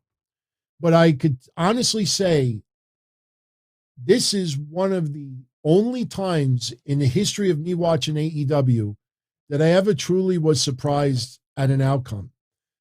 Daniel Garcia getting the pin on Eddie Kingston is fucking phenomenal. I mean, I'm a huge fan of Eddie Kingston, don't get me wrong, and I have turned the page on Daniel Garcia. But the fact that they did that yesterday, shenanigans and everything like that, but still, that was very surprising to see them do. And whoever came up with that decision, props to them. Yesterday, we had Dan Lambert return. And now Dan Lambert is being used to try to cement Cody further as a babyface. So basically, you have America's top team, because they don't want him in the tag title picture, if you pay close attention to it. Scorpio Sky has been in the top 5 in the singles for how long? And when was the last time he had a singles match or 2 matches in the singles? So yesterday, Dan Lambert trashing AEW, trashing Cody. And now it looks like they're setting up Dustin and Cody versus Scorpio Sky and Ethan Page. I don't know if it's going to work because yesterday, I mean, when you got freaking Dan Lambert getting cheered over Cody, I hope AEW realizes the true reason why fans are against Cody. I mean, Cody just literally, stupidly, with the excessive lighter fluid, had parts of the table, the outside wax that we talked about, melt his skin. And he's still getting booed out of the building. And it's not difficult to understand why fans are against Cody. It's just that AEW refuses to accept that reason. That's why you have Arn Anderson when he goes on podcast. Oh, well, no, it's not just. We're not stupid. AEW fans are extremely smart and they're extremely passionate. So when you got some people in AEW trying to, I think Cody truly is obsessed to be the next John Cena. I know that sounds ridiculous to some people out there, but the fact that Tony Khan is now trying to name drop Cody in the same sentence as like John Cena and Roman Reigns, what are you, bent? Forcing that narrative. Everybody knows the entrance, the way he comes across, the dramatic stuff, going down the rampway with the fans to jump a guardrail, to come to the defense of a woman that's a character on a TV show. You see, the way he's portrayed on Growing Up Roads, whatever that show was, Ms. and Mrs. Light. Everybody sees the little prima donna stuff, and then you do these speeches. And then, like I said, I have nothing against Cody with his ethnicity or anything like that. But when they did they did that melting pot banner and they were celebrating all different races, and they put Cody on the fucking poster. I mean, I don't care if he's making an appearance. I don't care if he's the speaker. I don't care if he's the main attraction there. But there's a lot of little things that they do that rub the fans the wrong way, and they refuse to acknowledge it. Because if they acknowledge it, then they're admitting the reasons why. So when you play this babe in the woods excuse for it, then you never have to admit the truth. So Manuel says Cody tries too hard to want to be liked. You're right. You're right. And he doesn't have to try hard. If they just tweak couple little things about Cody, let his entrance be like the Common Man entrance. He's truly the Common Man. We don't need no fucking gigantic pyros and this theme music like he's the fucking savior. You make it more of like everyone else, more common. You know what? Let Cody come out to Dustin's music with Dustin. Seriously. Let Dustin's music hit and let Cody come out with Dustin. As small of a gesture that is, I bet you he gets a better pop from the fans when he comes out. A small little gesture like that. But again, all of these people online that are verbally, giving AEW hand job, they're never going to come up with ideas like that because they just want to deny it as well. Jeff says Cody is more of a common man than Dusty. I don't know about that. Dusty became larger than life. But I'll say this. I'll tell you why I disagree with you. And look, you can't compare elderly man Dusty Rhodes to prime Cody Rhodes. But when Dusty was in Impact or in NXT, Dusty was there for every person. Just wanted to help, just wanted to be there, just wanted to mold the people of tomorrow. Cody tries to in some ways, but Cody comes off that he feels he's in a class all by himself. And I never got that feeling with Dusty. Yes, Benjamin, you're right. Cody's entrance is obnoxious. It is obnoxious. And all they got to do is tweak a couple little things, aesthetics. And trust me, it'll give a different vibe. I still think ultimately they might turn him heel. Wait, I can't say might. I say ultimately I think they're going to turn him heel. Even when he tries to tease that he's going to walk down the heel entrance and all that, I think sooner or later they're going to have to do something with that. Because if they have no intention, don't even try to like throw that little tease out there, because all you do is you piss off fans even more. So we'll see. But like I said, the fact that Dan Lambert gets cheered over Cody, that tells you something big time there. All right. What else do we got to get into? All right. We got a little bit of news on the Owen Hart Cup, the Owen Hart Tournament Cup. If you look on the screen, they have announced that there will be a men's tournament and a women's tournament. Yes, more tournaments, everyone, in AEW. And yes, look, for Owen Hart tribute, I'm not going to criticize this at all. This is a celebration for Owen Hart, many years, whether it's Martha's doing or anything else, legalities. We couldn't celebrate Owen like we wanted to. And of course, we're not going to be able here as well. This is a tournament more than anything else. But the winners will be determined. The finals will be at the AEW Double or Nothing pay-per-view. And Martha Hart will be there to award the cup to each of the winners. Now, can you imagine if Cody wins one of those cups? Just saying. Just saying. But so the tournaments are going to start in May. So it's not going to be right now. They will start in May, and they will obviously end at Double or Nothing. So we will have a women's tournament. There'll be singles matches, everybody, by the way. There'll be singles matches. That is a tournament where I expect some of the bigger names to be involved. I'm not saying that the mid-carders, and I hate using it like that phrase, but I'm not saying that they don't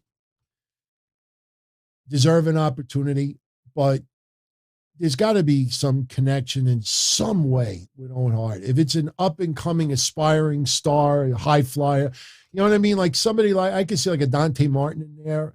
I could see some of the veterans being in there. There's a few wrestlers that I don't think would probably fit into the tournament. So we'll see what happens. We'll see what happens. All right. So let's get to the two categories. I'm looking at the list.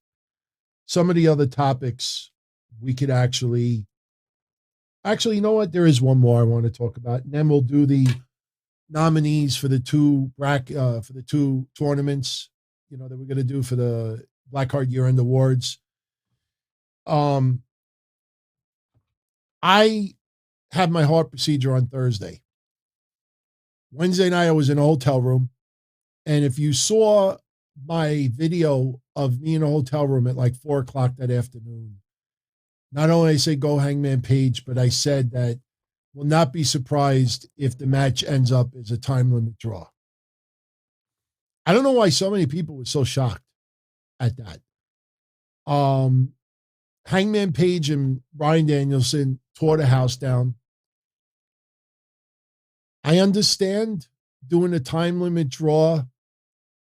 They want this to continue. And do not ignore the possibility of Kenny Omega, if he is healed from his injuries, that Kenny Omega comes back and gets involved in this. Because there is some rumblings behind the scenes that we may end up getting Hangman Page versus Bryan Danielson versus Kenny Omega. I loved the match on Wednesday.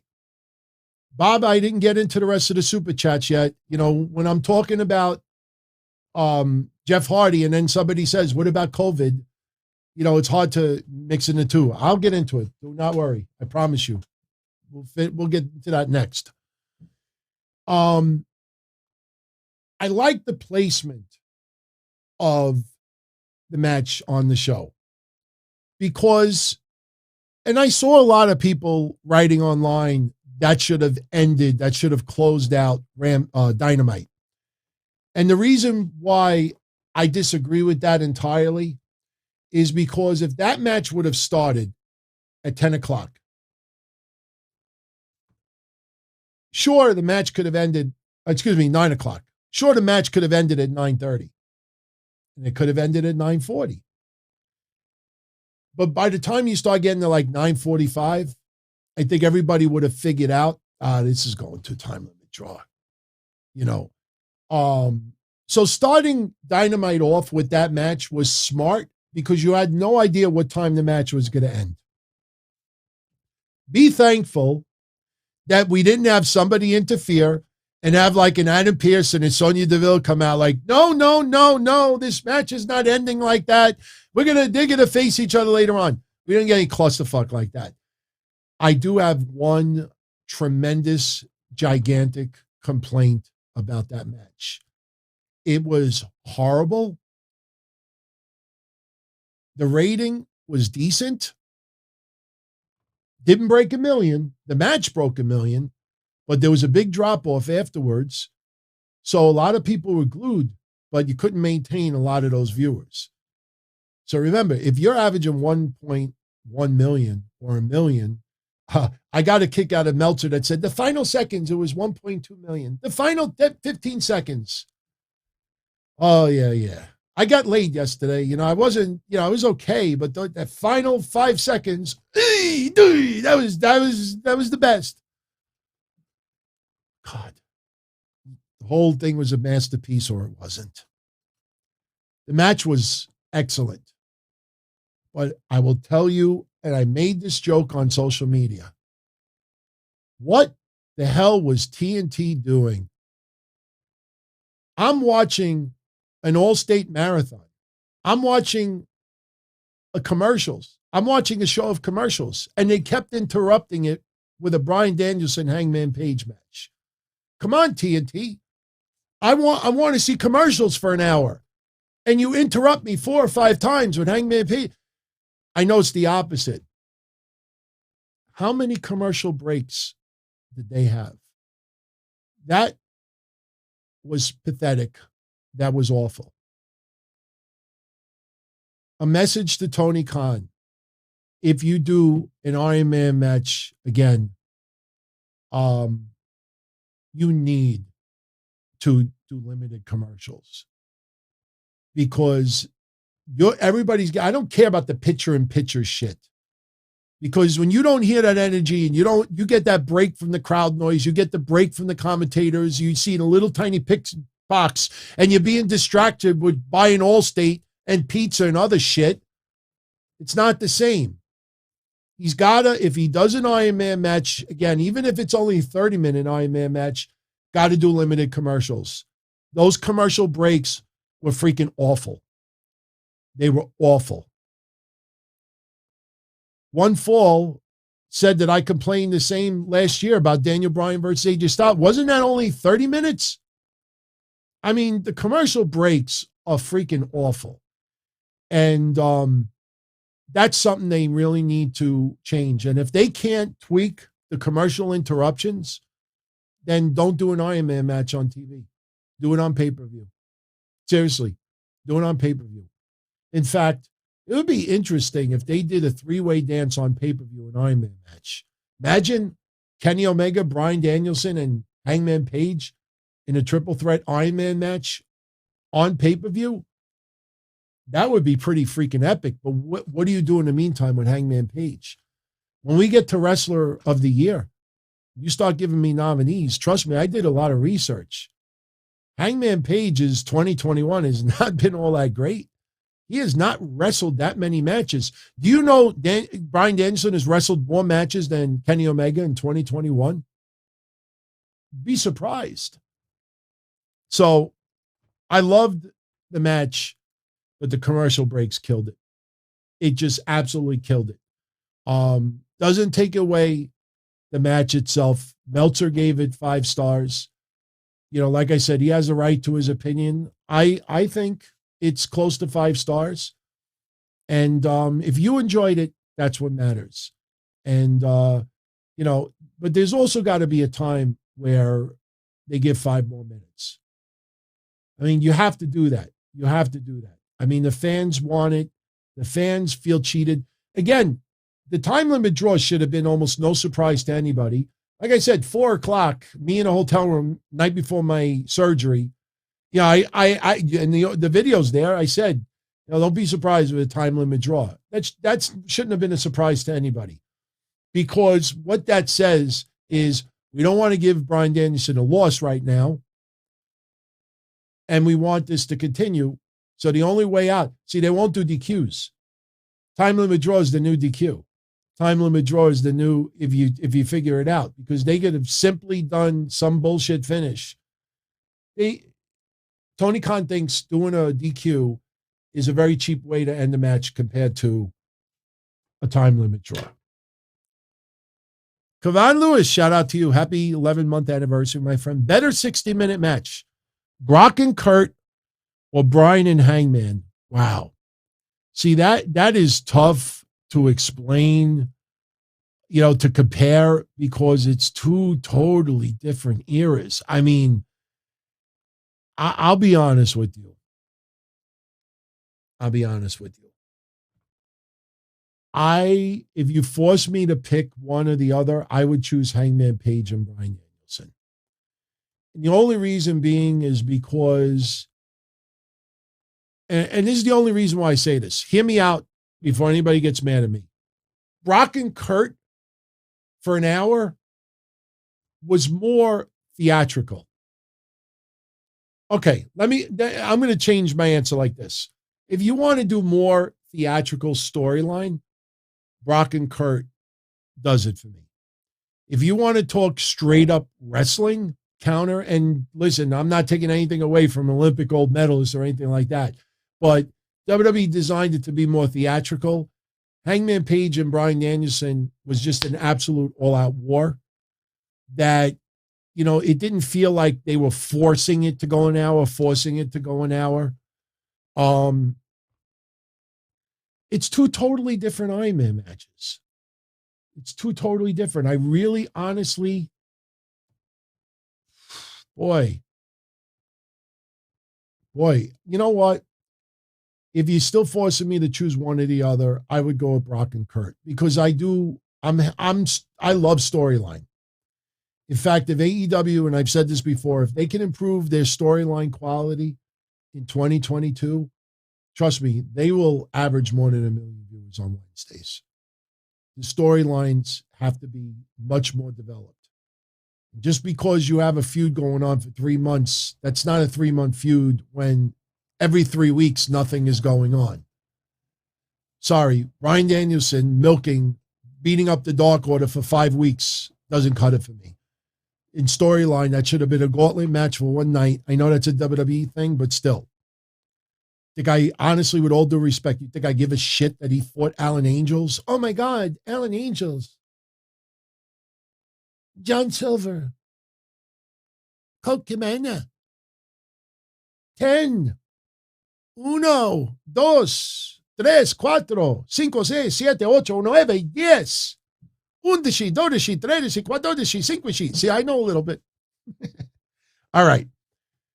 Bob has been very patient. What was my favorite time as a wrestling fan? I have watched it a long time. Thank you. And do I think interest is an all-time low compared to what it was? No, I don't think interest is an all-time low. I think the early 90s, 93, 94, I think interest was a little bit lower. And the reason why I say that is not necessarily a wrestling reason. Trust me, in 93, 94, I was still going to clubs. I was still hanging out with my friends, going to coffee shops, going to the movies, going shopping, going out doing things. We didn't have the internet, really. 93, we were hanging out in chat rooms on the internet. Internet wasn't a thing yet. So there was more things to do outside of the house. Now it's different. Wrestling is still popular. It's just not must-see TV almost all the time when it airs first run live. Rampage. I didn't watch it yesterday. Watched it this morning. NXT. I usually don't watch it Tuesday night. I watch it Wednesday. I have to watch it on Monday because we do a little recap afterwards, and Wednesday as well. But I watch all of wrestling, but I watch it at my leisure. Not, oh, I got to be home. Raw's about to be on, you know? So, no, I don't. I think wrestling was less popular around 93, 94 than it is now. I really believe that. Oh, VJ, I still remember the internet. Shit. On an upcoming Thursday show, I'm going to show you the whole bunch of my home movie shit from the 90s. You will see yours truly from about 25 to 30 years ago. I just showed you all last Thursday, not this past Thursday before. Me walking out of my high school graduation carrying a chair. I took the chair home. I thought it was a novelty. I think I invented it. You go to a wrestling event, you could take home the chair. I took home my graduation chair in the late 80s. So for me, actually there was another part. My favorite era of watching a wrestling fan, well, as far as watching wrestling, I loved the middle 80s because I got to go to the local venues with my grandmother sitting front row. My uncle worked for the WWF in the Ridgeview Grove Arena. So I got to meet a lot of wrestlers. I got to, just enjoy everything, so middle 80s was a lot of fun for me. As far as overall wrestling, I would say from 1995 to 1998 was probably my 3 favorite years of wrestling. A lot of it had to do with ECW. But you got to remember, too, in the year 2000, I got to work a little bit in ECW pushing tickets. So I got to go backstage and make a little money and sit front row for ECW. So as far as just being a straight up wrestling fan, 95 to 98 was probably my 3 favorite years. It really was. Once getting involved in it, then it's different. For me, it's, 2000 to 2002. But as far as just a straight up wrestling fan, 95 to 98 was probably my 95 to 98 is when I had to be home to watch it. I would get up at 2 a.m. to watch ECW. I'd have to be home whenever wrestling was on TV. And in the 80s, it was like that as well. But the 80s, you really just had the weekend. So it was a little bit different. So, and he disagrees with my opinion. The lower and mid-card talent will leave. Top talent like MJF, Tony Khan can afford. We'll wait and see, man. We will wait and see. I will tell you this, though. The reason why I think MJF has a great chance of staying with AEW is because he doesn't do the outside Twitch and stuff like that. You know what I mean? So that income is not a part of his revenue stream. When you have someone else that has a big part of their revenue stream from Twitch and other things, and WWE says, look, we would love for you to come in. All right, don't worry, we'll cover, what do you make on Twitch? All right, we'll cover that as well. You think Zelina Vega passed up making $150,000 a year? And you don't think WWE made up for a good portion of that? So, some wrestlers, I'm not saying everybody will leave AEW, but you will see WWE really, really romantically try to, and I don't mean I mean like just try to, romance someone into the company. And they may overpay for a wrestler or two. It's going to be really interesting 3 years from now, who is still in AEW, who goes to WWE. Some wrestlers, look, I'm not saying that the Young Bucks wouldn't be good in WWE, but for some reason, I don't know if the Young Bucks would fit in with WWE, because I don't know if WWE would allow them to be as risk takers as they are. Maybe, I don't know. If this was 20 years ago, I'd be saying the opposite. But the thing is, there are going to be some wrestlers in AEW WWE doesn't want. And what will happen is those wrestlers will re-sign the bullshit deal with Tony Khan. That's why a lot of people still don't realize that if they're not working, they're not paid. So when the contract runs out, he didn't release this person. He let their contract run out instead. Yeah, but you didn't have to pay the person because the person didn't do anything. A lot of people still don't realize that. And take note of all these shows out there that won't tell you that either. They refuse to clear that part up.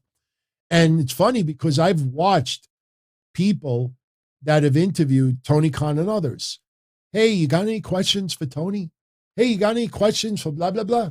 And I've seen that question posted numerous times amongst different people. Hey, is it true that on the lower end contracts, if the person is not wrestling for AEW, they're not paid anything? Nobody will answer that question. And take note, I'm not saying that Bustin' Open Radio should do it or anyone else. Take note, once they got Tony Khan live, or who that, or anybody else, nobody ever dares ask the question live to any of them. Hey, Tony, because they know the answer already. They're not going to get on the bad graces of them. And I guess that shouldn't be surprised. So, thank you, Bob, for those. So, one last thing. Promise after this, one last thing. Harland, Parker Boudreaux, made his NXT debut. Who is the guy that he wrestled? Guru Raj.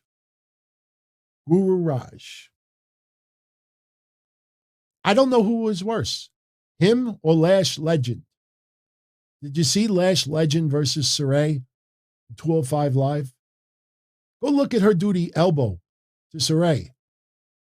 She looks like she's about to dive into a pool. She jumps up to do the dive, do the elbow. It's awful. And look,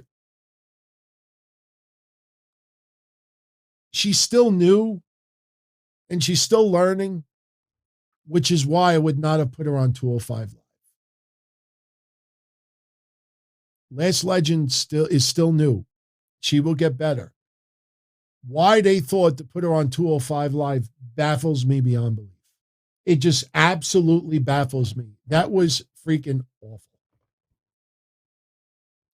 But this Guru Raj that took on Harland, look, Guru was supposed to get killed by Harland. Harland did a wonderful job. That guy did things that common sense, if you're just going to beat the balls off of someone, you grab them by their freaking head, you drag them, you just drop them like a sack of potatoes, like you don't care. Harland comes off like a monster. The last thing you want a monster to do is a fucking drop kick. The last thing you want a monster to do is some spinning toe hold takedown crap. You want a monster to act like a freaking monster. And I thought Harland did a great job. This Guru Raj, when he tried to get offense in, and he's trying to punch Harland, and he's literally jumping up as he punches to hit in the midsection. I can't do it because I got two bad feet, but he just jumping up like punch. I'm like, oh God, please. Do not be surprised if Guru Raj is GCW bound. You better fix that shit because it looked awful on TV. It looked like one of those. What was that game when we grew up? They did, WWF used to do them too. What were those punching things? Remember when you punch in the head, you go like this? What was that game? Someone in the chat will know. What was the name of that game? It used to be like a red guy and a right guy, and you would hit the buttons, and you lost when the other guy's head would pop up like an erection. What was the name of that game? Then we'll get to the categories. Rock'em Sock'em Robots. Was that it? Rock'em Sock'em. Thank you, Jeff. If you all out there never saw that game, it was a fun game to play. And it was funny when you watch WWF stars would play it during commercial breaks. Rock'em Sock'ems. Yep. All right. So let's wrap up this show with your help so we could come up with the nominees for 2 more Blackheart year-end awards. Next week, we will do 2 to 4 more categories then the following week, and then we could start the awards. So tonight we're going to focus on two categories. One should be very easy. The other one, you might have to think a little bit. Tonight's categories, we're going to do Male Wrestler of the Year, which I don't think is going to be too difficult to come up with, like 6, 7 names, maybe 5 if we're really having a hard time. And we're also going to come up with the Pink Slip Award.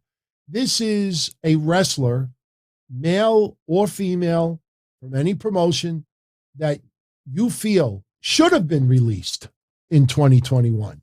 I know we're in COVID, and I know that sounds awful to release someone during a pandemic. It has nothing to do with pandemic. This is just someone that you feel you don't know why they were still on the roster in 2021. So now, as far as Wrestler of the Year, Male Wrestler of the Year, because we will do female next week. No, we did female last week. So Male Wrestler of the Year. It's not a popularity contest. It's whoever you truly feel earned enough to be Wrestler of the Year. Let's do that one first. So the names that I came up with so far was Bobby Lashley, Kenny Omega, Bryan Danielson. I would even consider Randy Orton to an extent. The only reason why I put Bobby Lashley on that list is because Bobby Lashley wrestled almost 70 times in 2021. I thought Bobby Lashley had a pretty damn good 2021. Bryan Danielson ended up wrestling more than Kenny Omega in 2021. Not by many matches, but Bryan Danielson would not have been on my list at all. Yes, there was a little break between both promotions, but Roman Reigns. Yes. Roman Reigns, of course. Yes, please. I don't, definitely not leaving out Roman Reigns. Sorry. Brain fart. So I came up with Roman Reigns, Bobby Lashley, Kenny Omega, and Bryan Danielson. Any other names that you think we should add to that list? And again, it's not a popularity contest, and don't pick a name simply because you think they belong. Who should we add to this list? And do you think of those 4, I should take anybody off? So we got Roman. We got Bobby Lashley. Right now we have Bryan Danielson. And we have Kenny Omega. Sammy Guevara has not had that active of a 2021, less than you think. Trevor Murdoch, I don't think Trevor Murdoch has had a spectacular. We're talking about, you think Trevor Murdoch has done better than Bobby Lashley, Bryan Danielson, Roman Reigns, Kenny Omega? I mean, Jeff Hardy has not had a great record in 2021. I tell you, this list is a lot harder than you think. We may end up only leaving 4 people on this list. Would you Miro, if Miro would have been wrestling still, I would have seriously considered him.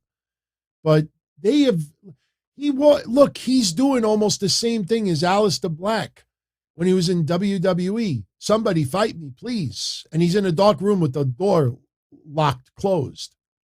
Miro's walking around, the Redeemer, with the white background. Oh, God, thank you for the message. God told me, take a 3-month vacation. God told me not to show up this week. MJF, interesting. MJF has hardly wrestled, though. MJF has not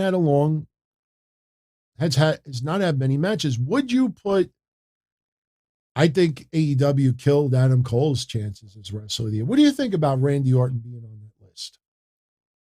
Moose has had a horrible 2021. Up until him winning a title, he is not had a good 2021 at all. What about Japanese wrestlers? Anybody Japanese wrestling? And what do you think about Randy Orton? Randy Orton consistently had a damn good 2021. Look, if you want to talk about records, Damian Priest had the best 2021 of them all. But I wouldn't put Damian Priest getting so many wins over The Miz and John Morrison. I would not have put Raul Goyal. Welcome to the family, my friend. Big E, you know what? Big E has not had a bad 2021. That's not that bad. I mean, look, I have a feeling where this list is going to go. I think it's going to come down to two people, and they both faced each other for a very big wrestling event earlier this year. I think you can figure out who it is. I think it's going to come out to those two. I'm checking out the list. Will Ospreay's not had that great of a 2021. Okada's not a bad choice. Shingo Takagi is not a bad choice. Switchblade has not done enough. I don't know. I mean, do we leave it at 5 people? I mean, we're getting a few choices for Orton. I mean, we don't have to finalize the list tonight. But right now, we have 5 nominees on here. Edge has had very few matches. You know who I honestly thought should have been on this list until I did a little research? Seth Rollins. I thought the quality of Seth Rollins' matches this year have been excellent until I looked at his record. His record is like, in singles matches, is like 10-25. Seth Rollins, a lot of smoke and mirrors this year as far as matches go. Jay Lethal has not had a great 2021. Edge has not had enough matches. I would think that you should have at least 20 to 25 matches at minimum for the year. So maybe we'll leave it at these 5 for now. I think the other category is probably going to be 10 times more fun. So maybe we'll leave it at these 5 right now. I'll put something in the community section to see if any other names really start getting momentum. So now let's focus on the fun one. The Pink Slip Award. It could be male. It could be female. We're not trying to hurt anybody's feelings out there, but pick someone, male or female, that, and listen, when I say that also, understand that some wrestlers get paid next to nothing.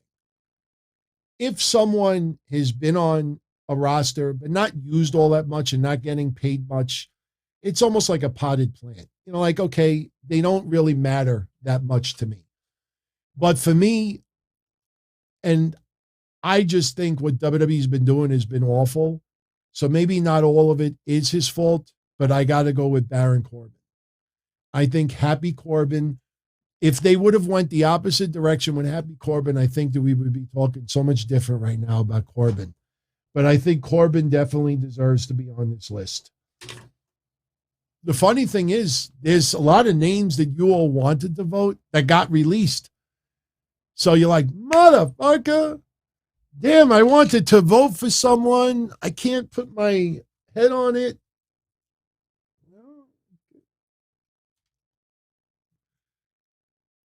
Drew Gulak has really not done much of anything. Rick Boogs. Elias has pretty much disappeared. Dana Brooke. Now let's go. Let me throw a name out there from your list, and let's see what your reactions are. Thumbs up, thumbs down. Do we put Dana Brooke on that list? I honestly, as crazy as this sounds, I actually think that her with the 24/7 title has been her best storyline since being on the roster. I actually can deal with that. Veer Mahan. So, you know, maybe we'll leave Dana Brooke off. Should we leave Dana Brooke off?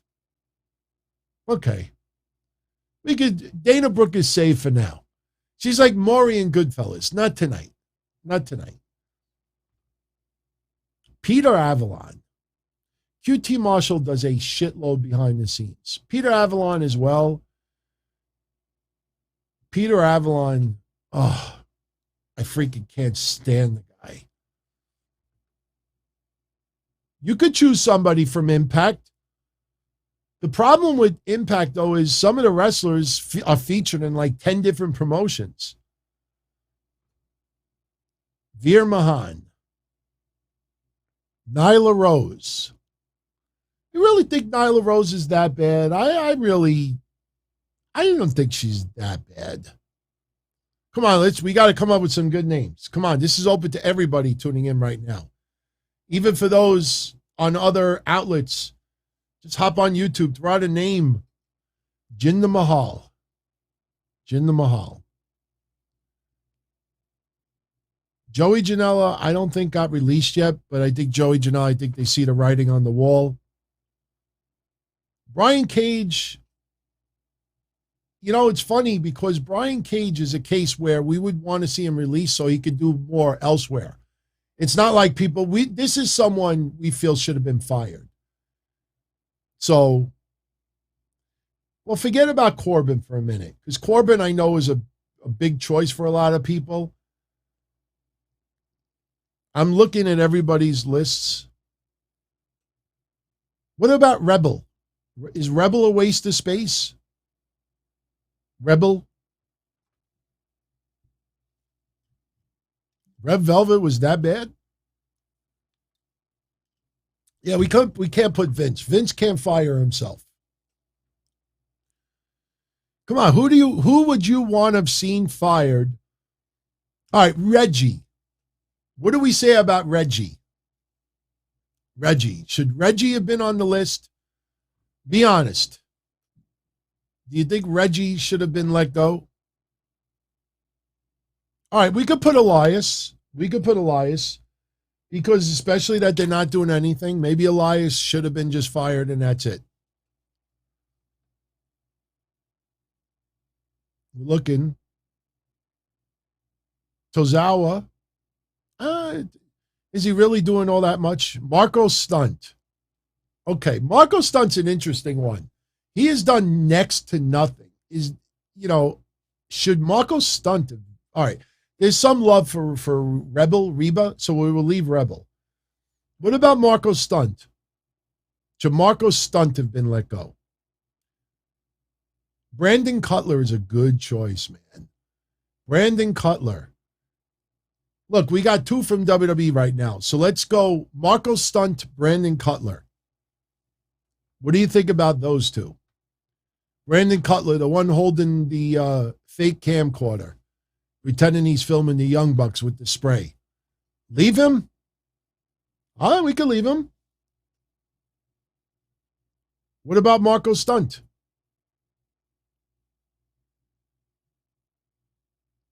I'm looking. I just realized for my audio only friends out there, they're like, yes, no, yes, no.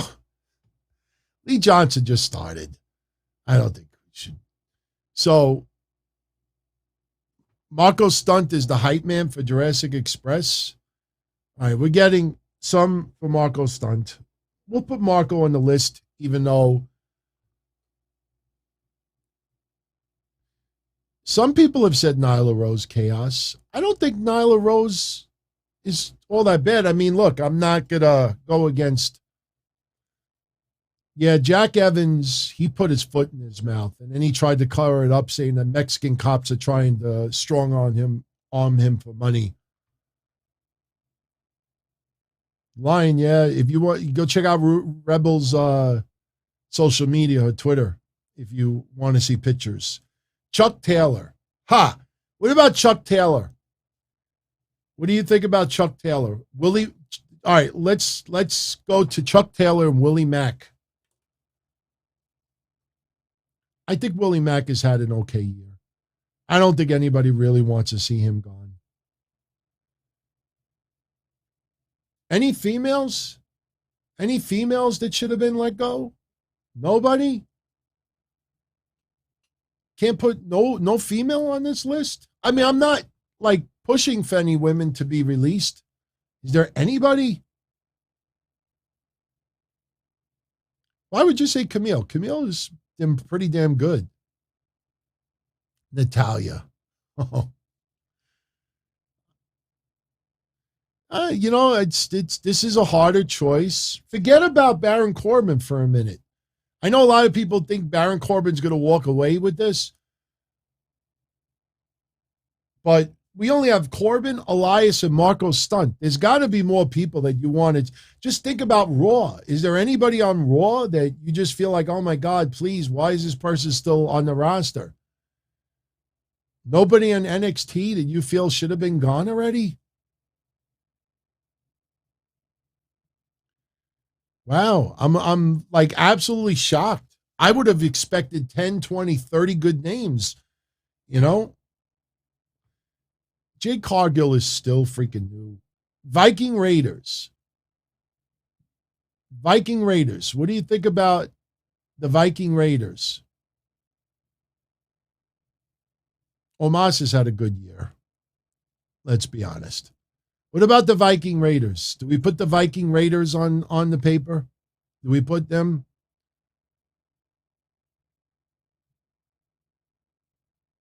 Oh, I'm just absolutely shocked. Absolutely shocked. Repackage the Viking Raiders. This is Pink Slip, who should have been fired. Well, you know what? Maybe all the good choices were fired. And I'm not kidding when I say this. Maybe all the good choices were fired. The Grizzled Young Veterans. Doudrop has just got caught in a bad gimmick. The Grizzled Young... Is there any name that's going to catch on? I think, believe it or not, I think 2.0 has actually done pretty good in AEW, how they're using them. There's nobody. Wow. I'm just shocked. We're probably going to have to put this in the community section and have some other people come up with some, we got to get some voting going. I'm shocked. Baron Corbin, Elias, Marco Stunt. What about Rick Boogs? Rick Boogs. I saw a couple of picks for Rick Boogs early. I mean, let's focus on Rick Boogs for a minute. I mean, do you like Rick Boogs? I mean, you like what he's doing? Or you just think, gone? Let's focus on Boogs for a minute. Should we put Boogs on the list? I'm curious how you all feel about Rick Boogs. Rick Boogs is an interesting choice because I watch social media on SmackDown and people either freaking love the guy or they just can't stand him at all. Yeah, see, even right now, it's like split down the middle. A lot of people. Brock Anderson. Brock Anderson. That is a fascinating choice. Brock Anderson. You really don't like the bunny? I'm shocked at how many... Kip Sabian has done nothing. The bunny?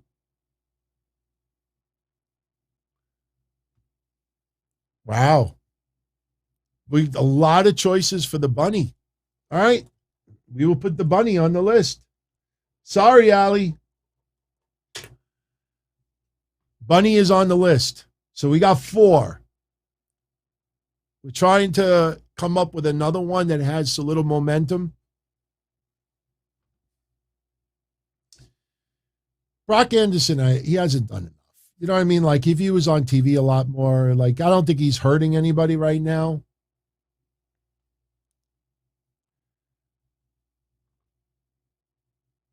Kip Sabian. Kip Sabian, I mean, talk about a guy that you thought would get in. I thought he would have cost Miro the championship. Maybe help Sammy win. Andre Chase. I do not. Jeff R is asking, how do we describe the award? Yeah, simple. The Pink Slip Award is the person that you felt should have been released in 2021. Could be anybody. So somebody, look, with all the releases that happened, some people were not released. And so far we have Baron Corbin, Elias, Marco Stunt, and the Bunny. Those are 4 people that people feel they should have been released in 2021. Oh, come on. I'm not even going to repeat what you said. That's not right. What about trying to think, anybody in Matt Hardy's group? I know some of you earlier said Jack Evans. Anybody in Impact Wrestling?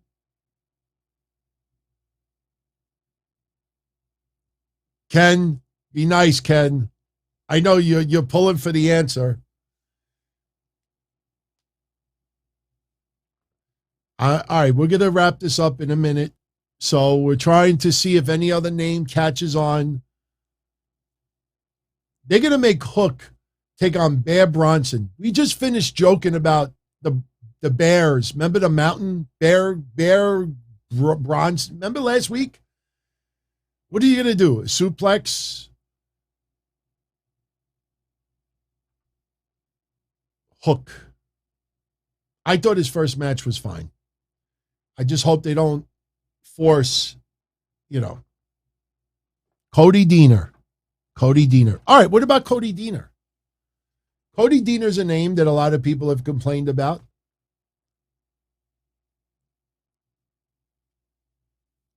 Cody Deaner? Or do we leave it with these four for now? Remember, I'm going to put it in the community section. I'm sure after people think a little bit more, we might come up with some names. Oh, Mario Mancini. Mario Mancini was one of the better.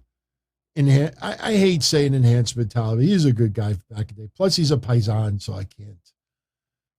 Alexa Bliss. I can't do that. Nobody in the women's division in WWE you feel right now should have been let go.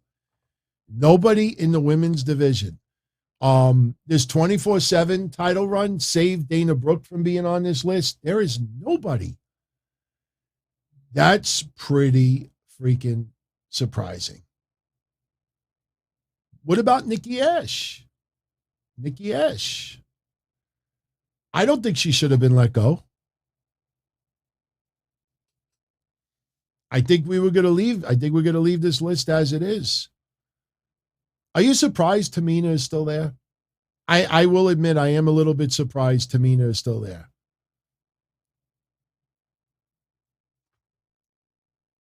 Yeah, I have one super chat left, Cruiserweight, it's yours. So, all right, so we're going to leave that for now. So those are the four people we have for now. Baron Corbin, Elias, Marco Stunt, and the Bunny. That is what we got. Very surprised. Very surprised. So I will put it in the community section. In fact, tomorrow I'll do it. Tomorrow I will put the four categories that we've come up with so far, the last show and this one, and we will give everybody an opportunity to add a name or two. And any names that catch on, we will add them as well. Oscar did not get released, not that I'm aware of. So before we go, and it's interesting because last week we were talking about Urban Meyer posting that picture of MJF and Chris Jericho together in the same room at Stadium Stampede. Yes, Cruiserweight, it's pretty wild. He got fired by Khan, Shahid Khan. Look, we read the Fox News article earlier today. A writer, a sports editor for Fox News, just basically talking about it. Not a great December for the Khans. And, the interesting thing about that article we said earlier is that Tony Khan had such a meltdown over some statistics. There was nothing lied about. Yet, as far as the Jacksonville Jaguars, there was allegation after allegation after allegation after incident, and no mention to that whatsoever. you would think that they would maybe put an exclamation point. We don't tolerate this. We don't tolerate Urban Meyer kicking someone. We take this very seriously. No, instead, it was just, we beat all of Fox News in the ratings. I mean, honestly, if I was Shahid Khan, I don't care how much fucking money you got. I'd be a little embarrassed of your son right now. And I am a big fan of Tony Khan's. I know some people are like, well, you really show it. No, I'm a fan of the guy, but you also got to keep people in perspective and be a little honest here. As we said earlier, Fox News is not the same demographic than AEW. And this Matarazzo throws it in Fox News' face. Why do you think Fox News never responded to Tony Khan? They were all laughing at him today. As if Fox News is a human being. He's like, look, we beat you in the shows. You're highlighting 18 to 34 demographic. Our shows are not directed to 18 to 34. We don't put news reporters with skimpy dresses anymore and show legs and almost a hint of, remember when they used to do that? There used to be websites. All they would do is just show, really big leg shots of all the Fox women. This was like, 15 years ago? I mean, it's interesting that Urban Meyer got let go. I'm still with you. You sold me. You shouldn't have been let go for that picture. But now you're hearing some other things. If I was Urban Meyer, now you take the picture off your social media. Don't fucking promote anything related to the Khans. But thank you for the Super Chat, Cruiserweight. Thank you for letting me talk about that at the end. So, yeah, I think that's pretty much it. So we had a fun little night tonight. VJ, as I said earlier, the AJ Mendez contest and the CM Punk cards. See, look, here's 10 of them. Somebody actually challenged me, like, you don't have the cards yet. Motherfucker, I got 67 of them. I have 67 of the CM Punk cards. So since we did the contest this past Monday, the winners will be announced this Monday. It's only right that we do it on the same show because not everybody tuned into every show during the week. So, yeah, we will announce the winners. 5 will be from the ratings contest and 5 will be from the comment section.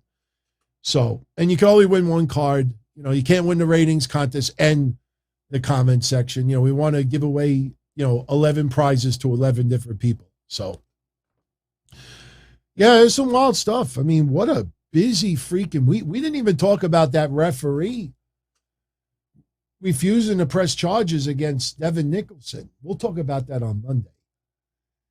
That guy, he turned the $75 investment into $8,000. You want to accept that GoFundMe money, maybe you should have pressed charges against Devon Nicholson. Act like he almost fucking killed you. This is some weird stuff going on, everyone. And a lot of people just tolerate it. I don't tolerate that crap. Benjamin, I'm giving the cards away. I'm not selling them. If I wanted to sell the cards, I could just throw them on eBay right now, even if I got $30 a piece for them.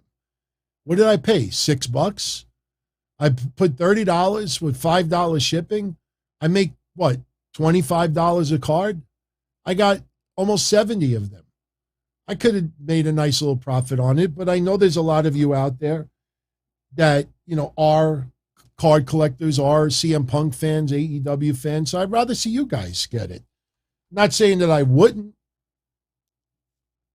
Benjamin saying, why wouldn't he press charges? Yeah, that's a good question. That's a good question. Busting an artery or something like that? No, I don't want to press charges. And why did the cops not do anything anyway? I mean, the cops saw the assault that he did. No, but I don't want to press charges. Imagine me, take a baseball bat, smash it over somebody's head, and the person is so scared shit of me, the cops show up, and the person says, oh, because his face is all bashed up.